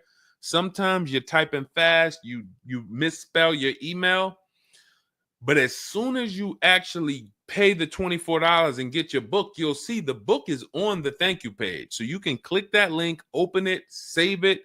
Make sure you save that link, because every time I update the book, that link is your master link, and I also email you a copy. Okay, and then you'll have everything we teach step by step to get as many cars as you want. You'll see, you'll be like Sheree, you'll be like Zafrina, 2 and 3 and 4 cars. Rosalie, 4 cars. Ken, we talked about. Trey, we talked about earlier, 3 cars. These people have been with us since 2021 and 2022. So if you're new here, you got people that's already 3, 4 cars up on you using what we use. And, catch up. All right, go ahead, Dolan. I saw we got a couple more from Carrie Ann. We got Linda March. Following your book to secure a lease, how do I get it? Oh, that's what we just answered. We already answered that one from IDK. I saw you grabbed it, but I answered it before you grabbed it. Carrie Ann, Gifted Hands. Evening. Okay. Can a dealership... I'm sorry. I'm having trouble reading. I'm going to have tea on these broadcasts, because can a dealership take your newly purchased vehicle to a private mechanic without telling you? Actual dealership, because he refused to pay the money to get it fixed. Can a dealership take your newly purchased car? So if they're taking it to a private mechanic, then it most likely does not have a manufacturer warranty, because if it had a manufacturer warranty, for example, Kia has a 10-year manufacturer warranty, bumper-to-bumper warranty. I think it's 10-year bumper-to-bumper. But when the manufacturer puts a warranty on a car, dealerships don't really want to take it anywhere, because the manufacturer is covering the cost. They're covering the cost of the parts. They're paying the dealership for the labor. So it sounds to me like you got a pre-owned car and it was newly purchased to you, but it doesn't have a warranty. So they may have offered you some form of warranty. Maybe they put something in writing, and whenever you buy a car, you should have something in writing on the buyer's order. This is why we have a whole step in my book for paperwork and protection. That's step 6, because you need to have certain things in writing before you actually take delivery or pick up. But it sounds like they probably had an in-house warranty, like, hey, if you come back, you got 30 days or 3,000 miles, or you got 90 days, and if anything goes wrong, just come on, bring it back. And now you brought it back because you had an issue, and they're looking and saying, well, our guys can't fix the issue, or we don't want to pay our guys to fix it. We're going to pay, this guy over here, and he's going to fix it. He can do that because there's nothing in writing that says he can't do that. And she said, correct. Ask me how I know. I swear, the reason why I invite you into my world, guys, is because everything that you think is complex is totally normal for us. That's a crazy situation for you. I can tell you exactly what's going on because I've seen this situation for the last 20 years. So when you're coming into our world, it's like, wow, this guy really knows. I see why he can kind of keep me calm, because this stuff is calm for me. That's where I want you. It's like being with somebody and you're going into a scary situation, but they've been here 200 times. Oh, it's dark back there. No, nothing ever comes from back there. When we get up here, you're going to hear some sounds in the bush, but that's just little raccoons and they're harmless. They actually like, oh, okay. You start to get more comfortable because the other person has been here a lot. So there's nothing in writing that says he can't do that. But if it is in writing that he needs to fix the issue, that's really all you care about. What's really in writing is you need to fix this. How you fix it and who you get to fix it, that's your internal business. If you want to take it and outsource it to another mechanic because your mechanic can't figure it out, that's fine. Some dealers have a relationship with a dealer up the road. So if, a used car dealer might take it to a Subaru dealer if it's a Subaru, and they might, but their thing is they need to get it fixed because they're obligated. You said just purchased it, went back into the shop 2 weeks later, still did not have it back. Exactly. So they're going to try to do everything possible to get it fixed. And that may include taking it to someone who they think can fix it. Now, I assume, are your payments due? Did you start a loan? Because this is different if you have a loan and you have my car and I have a payment due in 2 weeks or 3 weeks or 1 week. And if my payment is due, then I'm going to actually wait probably 1 month. And if I don't have anything in writing of when I'm getting this car back, then I'm going to make a police report. And because now I'm getting ready to either unravel this deal. You got to give me a car. I need to, and watch this. Why the police report? It's to document what's happening. First of all, people don't like to see police pull up to their, it's leased. It's a brand new car.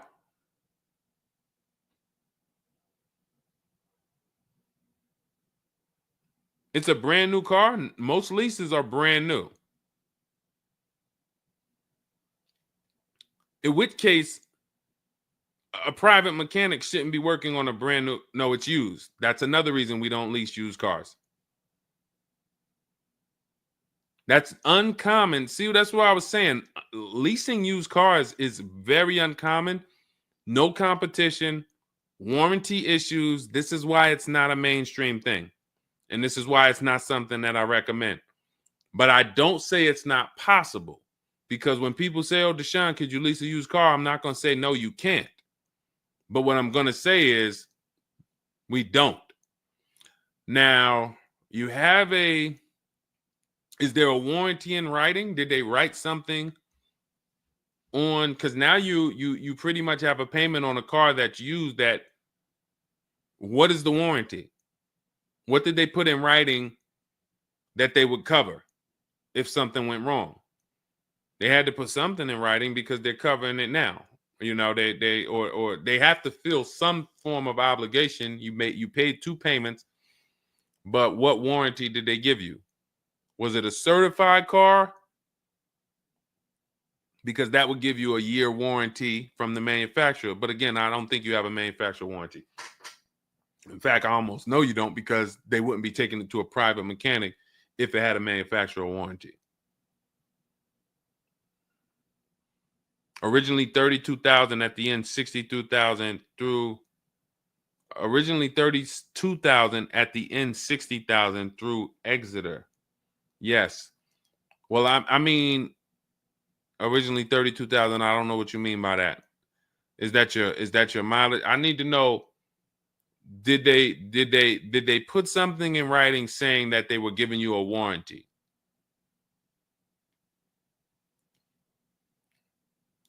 We'll try to work through this,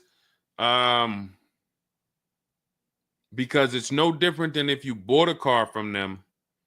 There's a bank involved, but it's a used car. It's no warranty, and they're pretty much holding on to it and trying to fix it. And if they can't fix it, we need to know, are they obligated to fix it or not? If there's nothing in writing saying, hey, you have this time where you can bring it back and we'll fix it, then that's gonna be that's gonna be hell for you. So we really don't want that. So, but I can't tell you how to approach this without knowing what is in writing. And again, when you get my book, not you, I'm just gonna try to help you through, but I'm talking to you. That's why we have step 6 is paperwork. Because when you're sitting there looking at a bunch of paperwork and they're telling you to sign it, okay, sign this now. All right, this is your motor vehicle stuff. This is your okay, do you want this? What is important and what's not? What is important and what's not important? Out of all of this stuff, there may be 1-2 words on here that I need to know. I need to look at that buyer's order, and I need every used car, every single used car. I need to know what the warranty is when I drive off. Is it as is? That means when I drive off, it's on you. If the axle falls out on the highway 5 miles from here, you just signed an as-is deal. Buyer beware, it's on you. Is it 30 days, 1,000 miles? Who's going to do the work? Is it from the manufacturer? Is it from this dealership? Where can I go and use this at? You got to come back here. Do I have to go? Is this a nationwide warranty?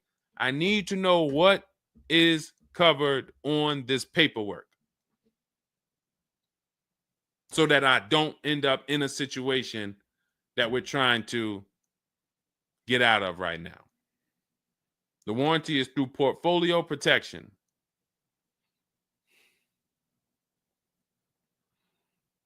So it's a warranty. May not be a good one, but it's a warranty. So if there's a warranty, that means they're obligated to fix it. And if they're taking too long to fix it, and I have a payment, did they put you in a loaner car? Are you driving now? What are you driving now? If I bought a car with a warranty and then it had problems, I dropped it back off to the dealership and they had it for 2 weeks, and I have payments I'm still making on it, I just got it and it's in the shop, I'm not going to let that car stay in the shop more than 30 days with no car. I'm in a loaner. Okay, so you got to just chill out. You got to just chill out. Hopefully the loaner is as nice as the car you got. And if the car and if that's the case, then you just chill out. It's not a mainstream program you're in.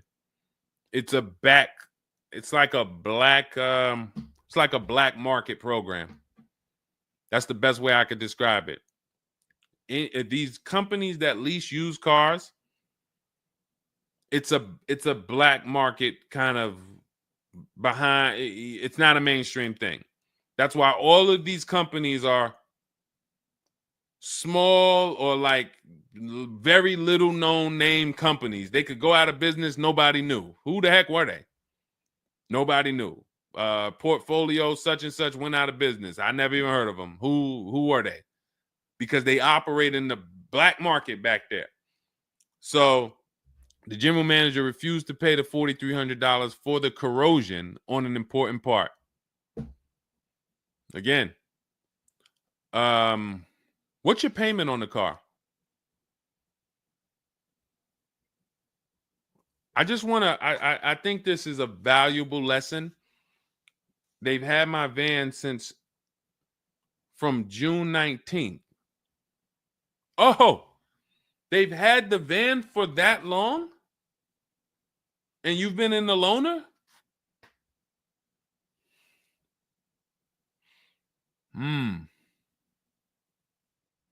Holy crap. All right, what do I do from you? What's your payment on the car?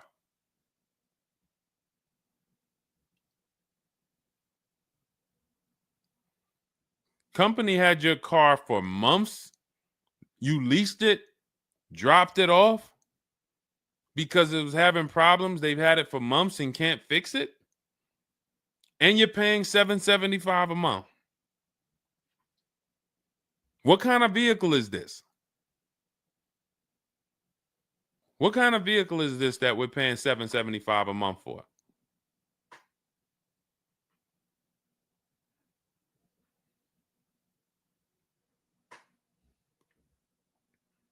I just want to give you some time to type. I mean, I like to try to give you, I like to try to give you a like, what would I do in this situation? And then you have to realize that you can never put yourself in this situation again. Pacifica, a Chrysler Pacifica. It's just getting worse and worse. $775.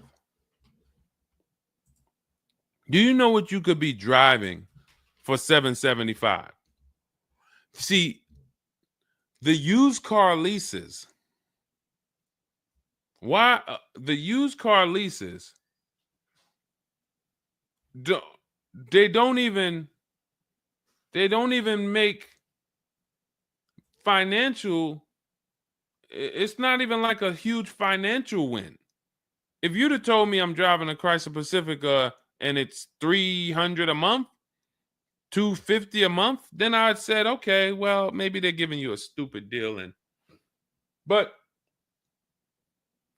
I could show you 5 cars for $775 a month that are $80,000 and $90,000 cars, brand new cars. I'm sorry, for $775 a month, I can show you $775, $60,000 cars, $55,000 to $65,000 cars, no money down. I also traded in a Buick and they gave me $2,000 for that. Listen, dear. All right. They want to keep you in the car. God, how can you get out of this car? Oh man. And just so you know, some situations you can't get out of. So it's not like there's always a way out. There are some situations. That's why the reason why I want you to have my book, 7 Steps, Cars from Home, 5-star rated, Google it. The reason why is because you're not going to, once you sign that paperwork, it's not as easy as you've been taught to just get out of it. If it's a bad deal, if it's an overpayment, you go switch your car, it doesn't mean you got out of that deal. You just got out of that car. You rolled over the negative equity to this deal. Car deals are like, once you sign them, the damage is done. And then it's about, all right, what's the best way to get out where I lose the least amount of money on this deal? But I'm going to lose. Negative equity, it's going to be there. So it's much better to arm yourself beforehand than to say, all right, I'm in this situation now. How do I get out of it? Because some situations can't be gotten out of. People used to walk into the dealership, they got 15,000 of negative equity. Oh man, you can't get me in nothing. Can't get you in nothing. Well, when I put you at this car, you see this car, you like it, right? Yeah, man, I like that. All right, I got you the $450 a month on that car. That's a good payment. Absolutely, man. Come on, I'll take that right now. Okay, now let's bring your $14,000 of negative equity over. Yet $450 a month. That goes up to now $700 a month. Oh man, shoot, man, yeah, nah, that I can't even afford that. But hey, here's the bad part. Even if you could afford it, the bank's not going to approve it. So it doesn't matter if you could afford it because the bank's not going to approve it. So you cannot get out of that car. So that's why you arm yourself now. That's why I'm telling you, before you need a car, before you go sign the paperwork, make sure that you are armed with the right information. So now, if in this particular case, and you have a cosigner, you put a cosigner on here, told us to wait 6 months, and then we can switch owner names and info. Every time I think this can't get worse, you make another comment, and it just gets worse and worse. They called me in yesterday to pick it up, and the same problems were present.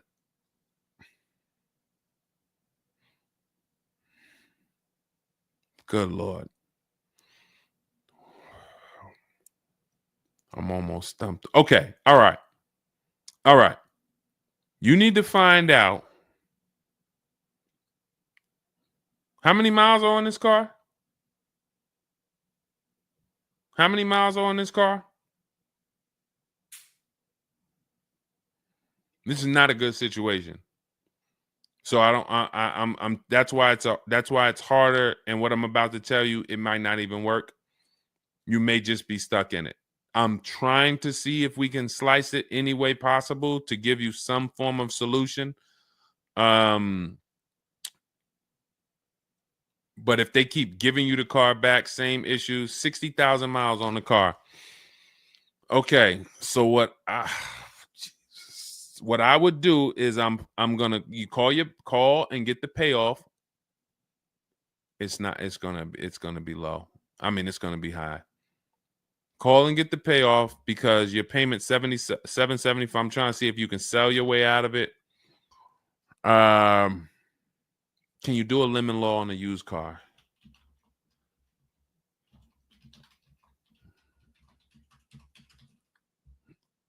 Let's see. Yes, some states have lemon laws that cover used cars, but the specifics vary by state. What state are you in?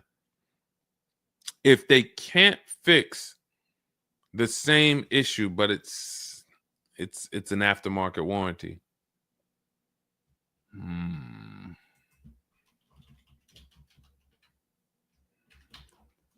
What state are you in?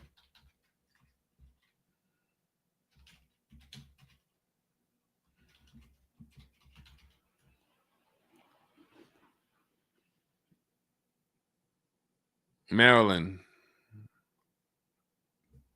Let me see. On a used car, Maryland. In Maryland, the lemon law primarily focuses on new cars or lease cars. Nope, that's not going to work.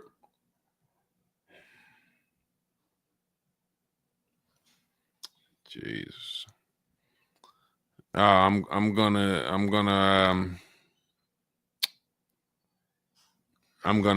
be real with you. You could shoot me an email. I don't know if you can get out of this. You know, a contract is binding. You signed a contract. And let me tell you this. I don't know if you can get out of this without losing. You could just stop paying the car, have a repo on your credit. A lot of people will do that. I'm going to drop this car off, take your car back, voluntary repo, credits tore up.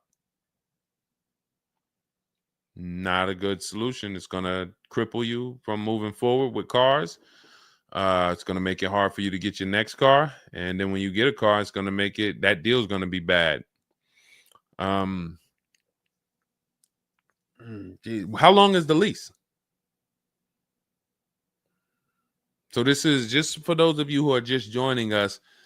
We have this young lady got she leased a used car. Don't do this. And again, I'd like you to email me. Maybe I'll think of something that will come up as a solution. But you know, I trust you're gonna learn from this. It sucks. It's a horrible situation, and it's evidence of how bad certain bad structures can be. Because and again, I know some of you who've joined me for a long time, you may be used to, well, Deshone has a solution for everything. Not everything. There's times where you are too buried, and the only thing that will heal the wounds is time. That's the only thing. The deal is done. You have to pay down the deal. And then in a year, 2 years, you might be able you might be able to make a move, but you have to suck it up, bite the bullet, and we might be able to lean on them to get the car fixed. 78 payments. How? You said you leased it. This is a loan then. This isn't a lease then. 78 payments. You're in an 80-month loan on a Chrysler Pacifica paying $775 a month. It's not a lease, that's a loan, and it's 8 years that it's 7 years. 7-year loan.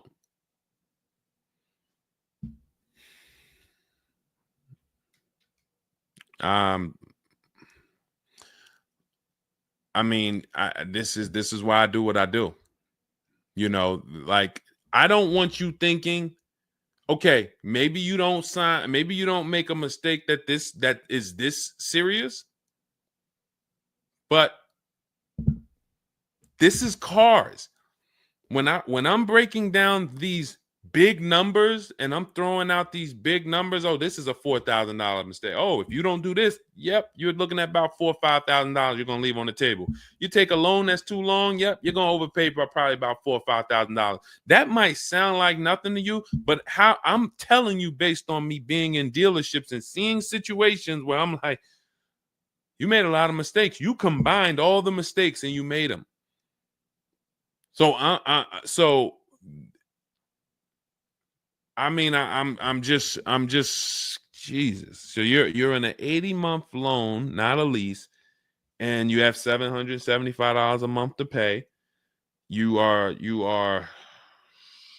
so that means that loan, just to give you an idea of how much you've paid, you've been charged for this car. It's $775 a month times 80 is $62,000.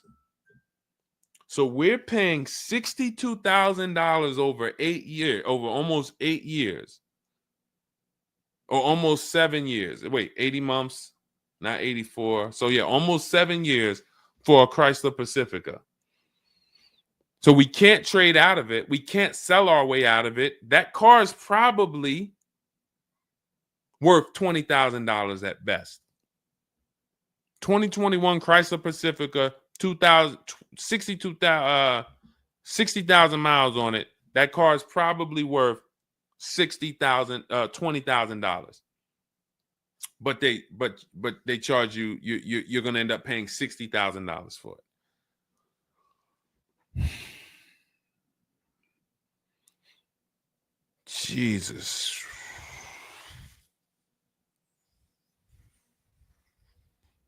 Most people will let the car go. Most people will let the car go. I don't. If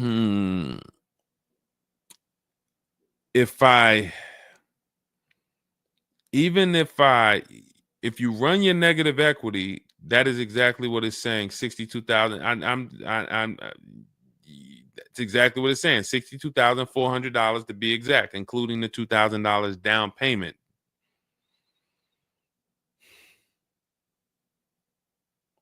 What's the name of this company that you did business with? My friend will not let that fly. That is one of the worst car transactions that I've ever seen anyone in. And your friend is on the deal with you as a co-signer. This is level 10 out of 10 bad. Rich Morton Mazda. Do you know what your credit score was roundabout when you made this deal? Rich Morton Mazda in Maryland. Everyone remember that name. Rich Morton Mazda in Maryland. Stay away from them. This is one of the worst deals I've ever seen. She is the main person they told me I could not sign the papers.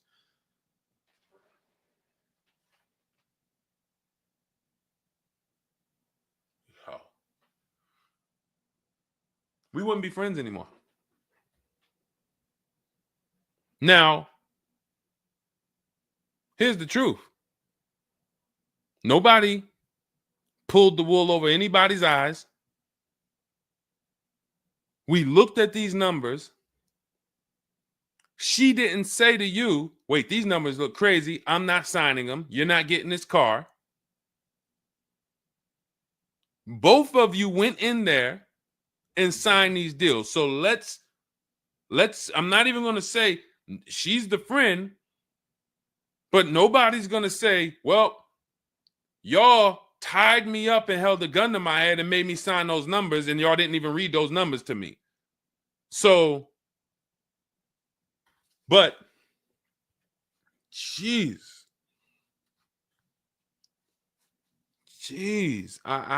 this, you're buried.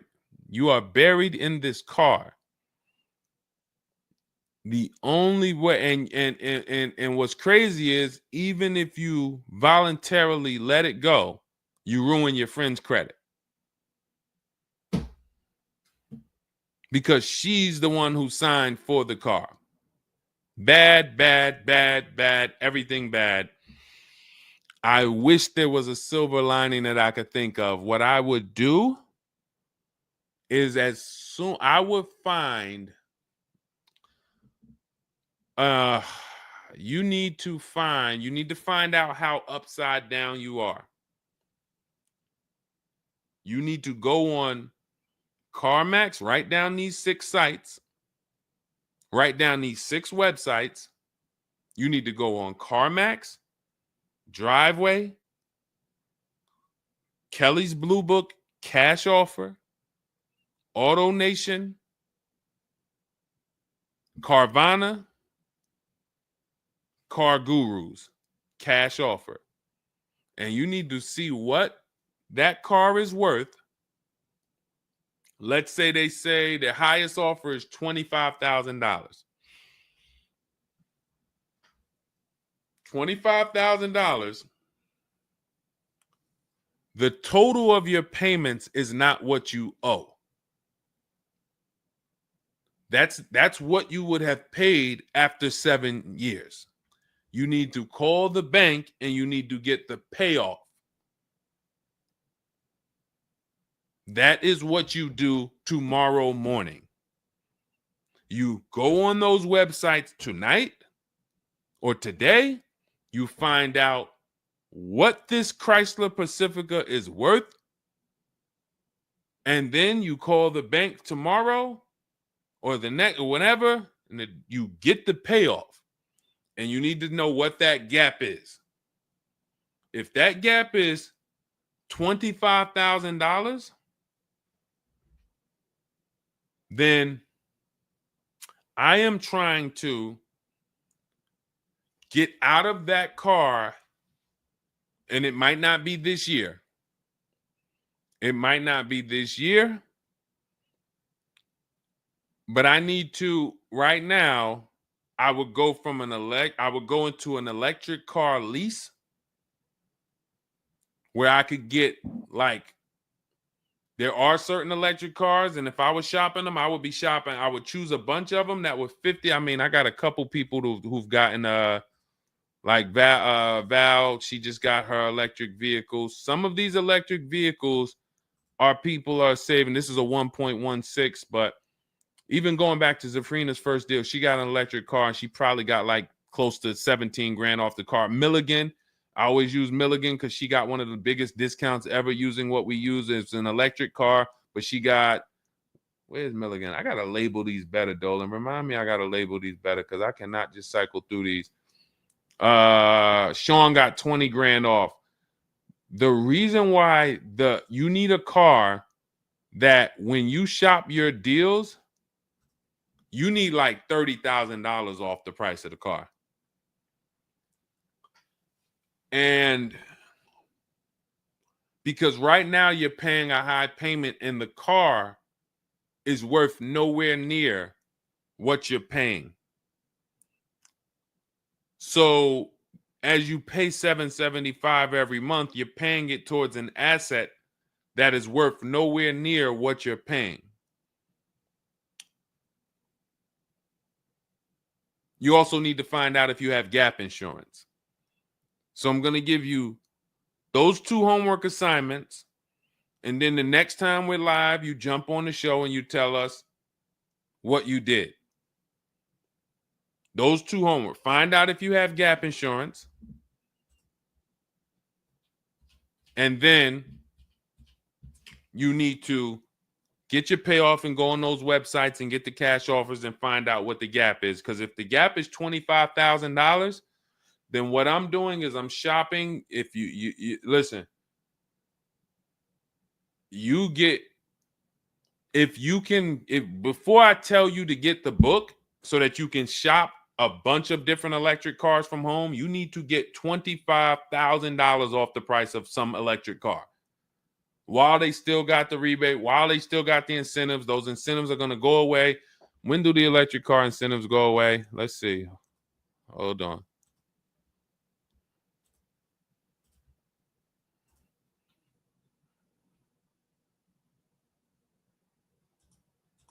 Hold on.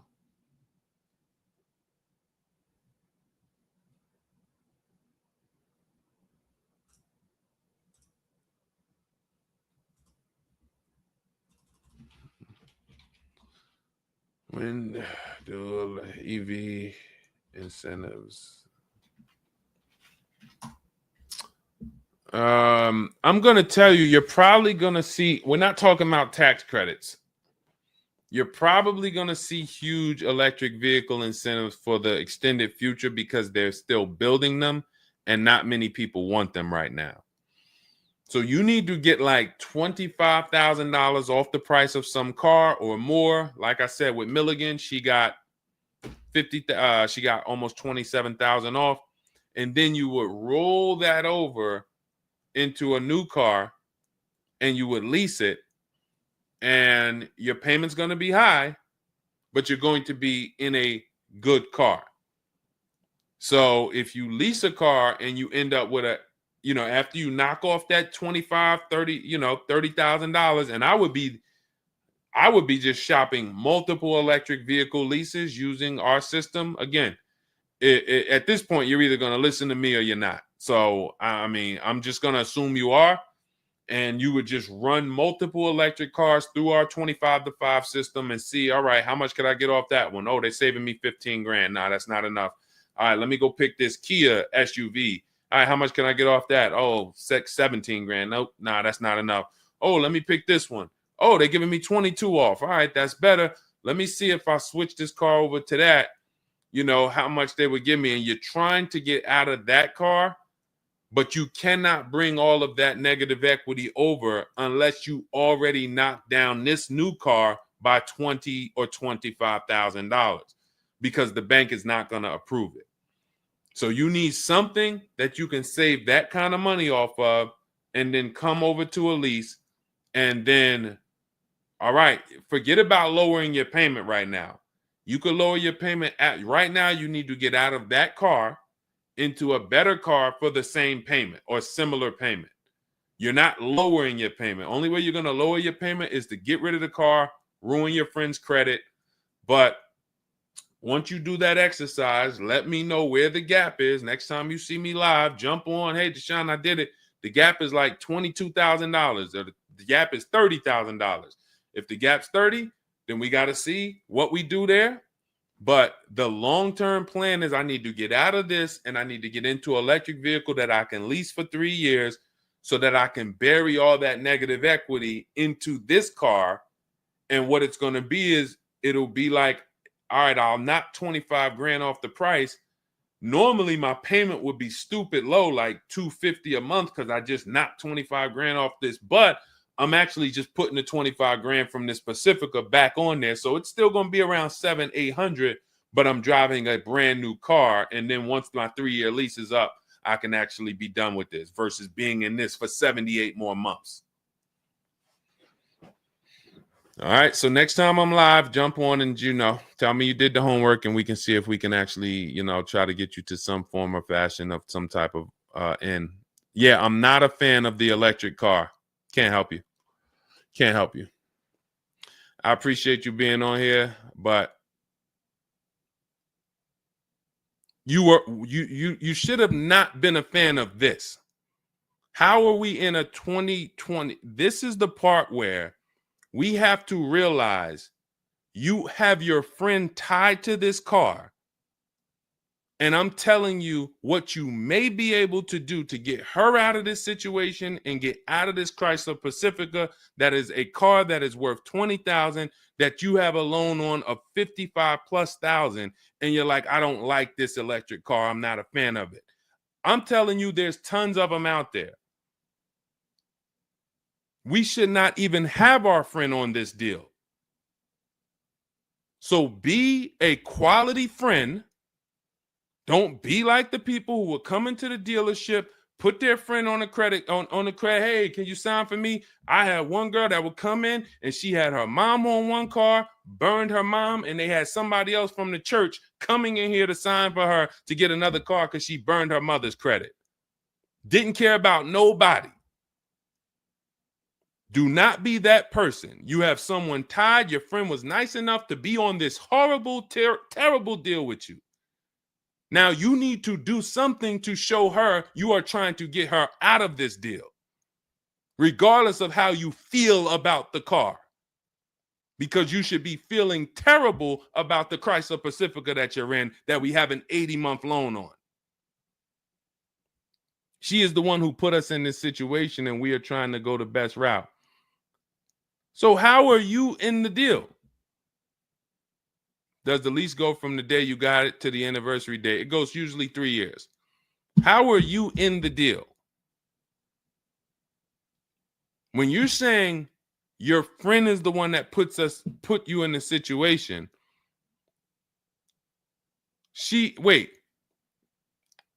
in one breath you're saying, believe it or not, she's the one who encouraged me to get it. And then in another breath, you're saying she's the one who put me in the deal, who put us in this situation.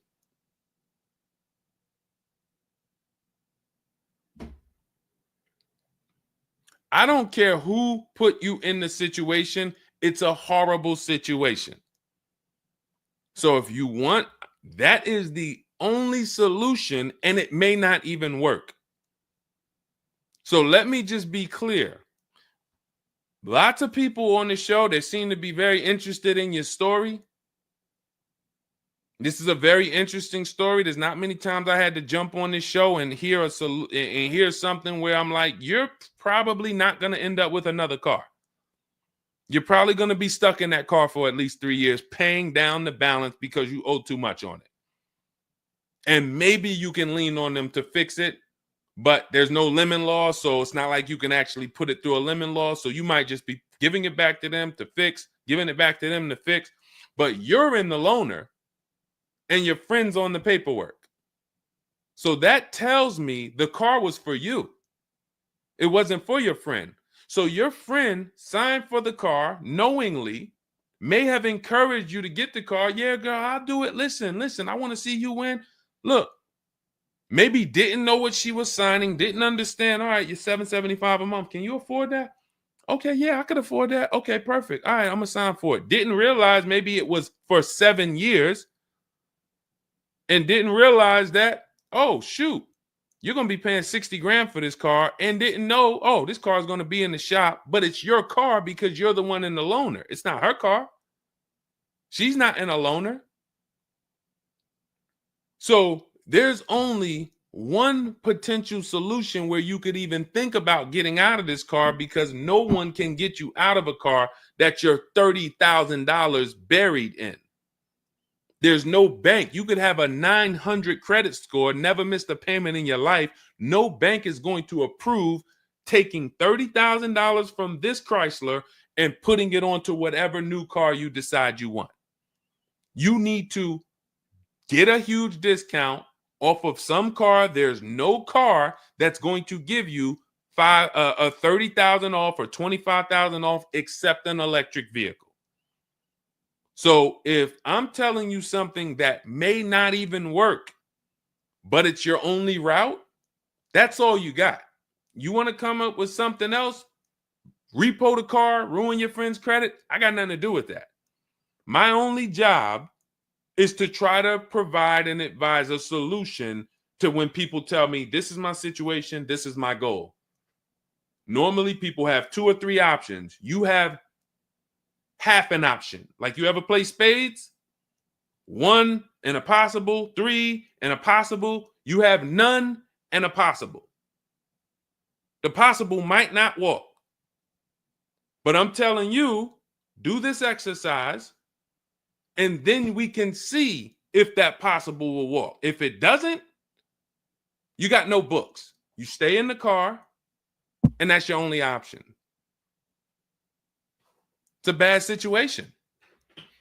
One of the worst I've ever seen. And I'm not saying that to beat you up. I'm saying that so you realize the severity of the transaction. So if I have to bite this bullet and I got to pay this car for the next 2 years, 3 years, it's because I'm in a bad situation. And then when I pay down this car, maybe I can make a different move in 2 years. And then I'll be much wiser before I make my moves, so that I never end up in this situation again. Okay? So for everybody who joined, this was great. Again, my goal is to keep you from ever making mistakes. Every mistake you make on a car transaction costs you thousands of dollars. There is no the least expensive mistake you could make is getting gap insurance when you didn't need it.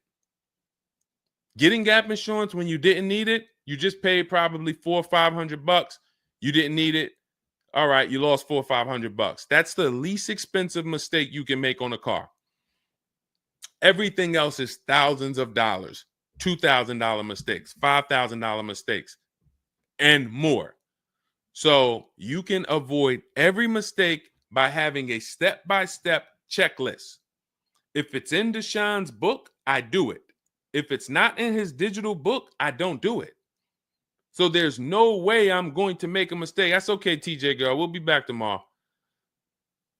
If I'm giving you a checklist, check, do this, check, check. You're doing everything I say do. There's no room for a mistake. You're not following an almanac. You're following a checklist. That's why my book is called Cars from Home, 7 Steps to Saving Time, Money, and Avoiding Dealerships. Step 1 through 7, check them off. You do car transactions mistake-free. You don't miss any money with your financing. You don't buy bad cars. You don't do anything that you're like, oh, was this good? No, it's a checklist. So normally it's $97. It's a digital book. So you can have it in your inbox in about 5 minutes, and you'll get it for 75% off as part of our welcome offer in my TikTok bio, Instagram bio, Facebook comments, or the YouTube comments. There's a link there. Just get there before that 2-hour countdown expires. Once it expires, it goes back up to $97, which is still worth every penny. You spend $700 on a home inspection. Why do you spend $700 on a home inspection when you might not even buy the home? Inspector might come back and say to you, you know what? Hey, listen, I got the report for you. Just so you know, that roof needs replacing. Those boards, the electrical system in the back, there's a lot of stuff that's not up to code. And then in the basement, you got some water coming in through the foundation there. Listen, house needs a lot of work. Here you go, $700. You and your family might not buy that house. Do you say to yourself, man, I wasted that $700, man, we could have kept our $700? No. You say to yourself, man, I'm glad we got that home inspection, man. We would have been in trouble.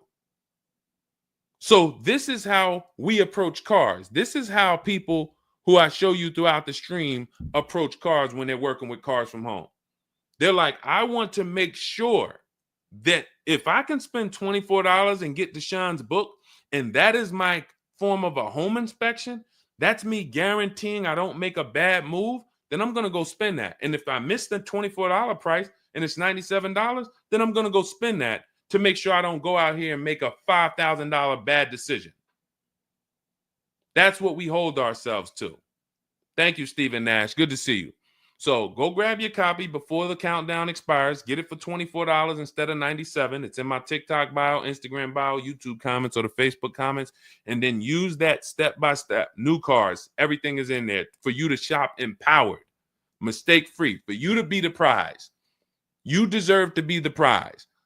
There is nothing else that you would spend $10,000 or $50,000 on, or some of you are going to get a $100,000 car. There's nothing else that you would go in spending that money on, and you wouldn't feel like you're the prize. You wouldn't go into the mall to spend $40,000 and say, y'all better get the velvet ropes. If you went into the mall to make a $40,000 decision, you'd be, hey, close this store down. I'm about to spend $40,000. You'd be bringing champagne out. All right, close the velvet ropes. Where's the velvet ropes? Everybody stay outside. This person's about to spend $40,000. But a $40,000 car, you go in and you'll take the mistreatment. You'll leave buyer's remorse. Not anymore. When you make the decision to get your book, follow these steps, you are mistake-free. You'll save all the money. And then when you drive off in your car, you feel like you're the prize. This dealer won my business. That credit union, that bank won my loan. This deal, buyer, Carvana, CarMax, Driveway, they got to buy my old car because they put the best bid up. Everybody won a bid. And that's how I know I won, because everybody competed for my business. I didn't beg none of you for anything. That's how we do. So go get your book. And if you want to get started and you're like, Deshone, you know what? Is there anything I can get started for free? Because I'm just getting to know you. I don't really know you yet. Now I want to see, then go grab my free cheat sheets. Dolan will put a link in the comments for you guys. It's Deshone's cheat sheets. It's also in my TikTok bio, my Instagram bio. And you can see what we give to people who want free advice to get you started. But if you're like, no, give me the blueprint. Give me the bang, bang, step-by-step, start to finish. That's my digital book. Go get it. And carry in gifted hands. Please check back in with us. Let me know when you do that exercise how big that gap is between what the Pacifica is worth and what the cash offers will buy, what will pay for it.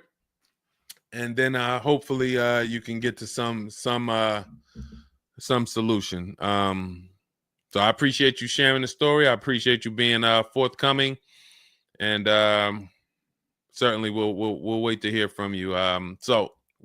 Thank you everybody for joining us. We've been on here for almost 2.5 hours. It was a longer show, but I hope you all got a lot out of it. We talked a lot about all different things. Yeah, that's Denzel on the bookshelf. Absolutely. I got a lot of people on the bookshelf. I got Lucille Ball on the bookshelf. I got Miss Harriet Tubman on the bookshelf. Mr. Marcus Garvey. Who knows who that is?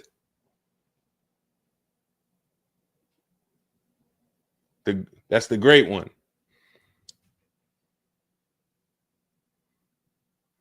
Y'all know what it is. I only have the greats around me. Alexis Chu, you don't know who that was? Who could tell Alexis who that last person was? Man, you better get up on the honeymooners. Yep, that was, yes, TJ girl. Yep, Jackie Gleason. Yep, that is right. The great one. So yeah. So yes, so it was a pleasure. We'll be back. We'll be back for another show. When you see us, jump on, get your questions answered. For those of you who have my book, I want to thank you. Shout out to I saw a couple people say they grabbed their book and they were using they were ready to use it. I would get the paperwork through email, never received it. I need your help. I bought 2 brand new cars. I was told I would get the paperwork by email, never received it. So call the dealership. Call it. You bought 2 brand new cars. You said you would get the paperwork by email. You never received it. Call the dealership and, hey, where's my paperwork? Ask for the finance manager. Where's my paperwork? That's what you do. All right. So, all right. I'll let everybody go. I'm tired. I can't even get myself together. This is, I'm gonna jump off and we'll be back. We'll be back for another show. Make sure you get your book in my TikTok bio, Instagram bio, the comments, or the Facebook comments or the YouTube comments, and I'll see y'all on another show. All right. God bless you.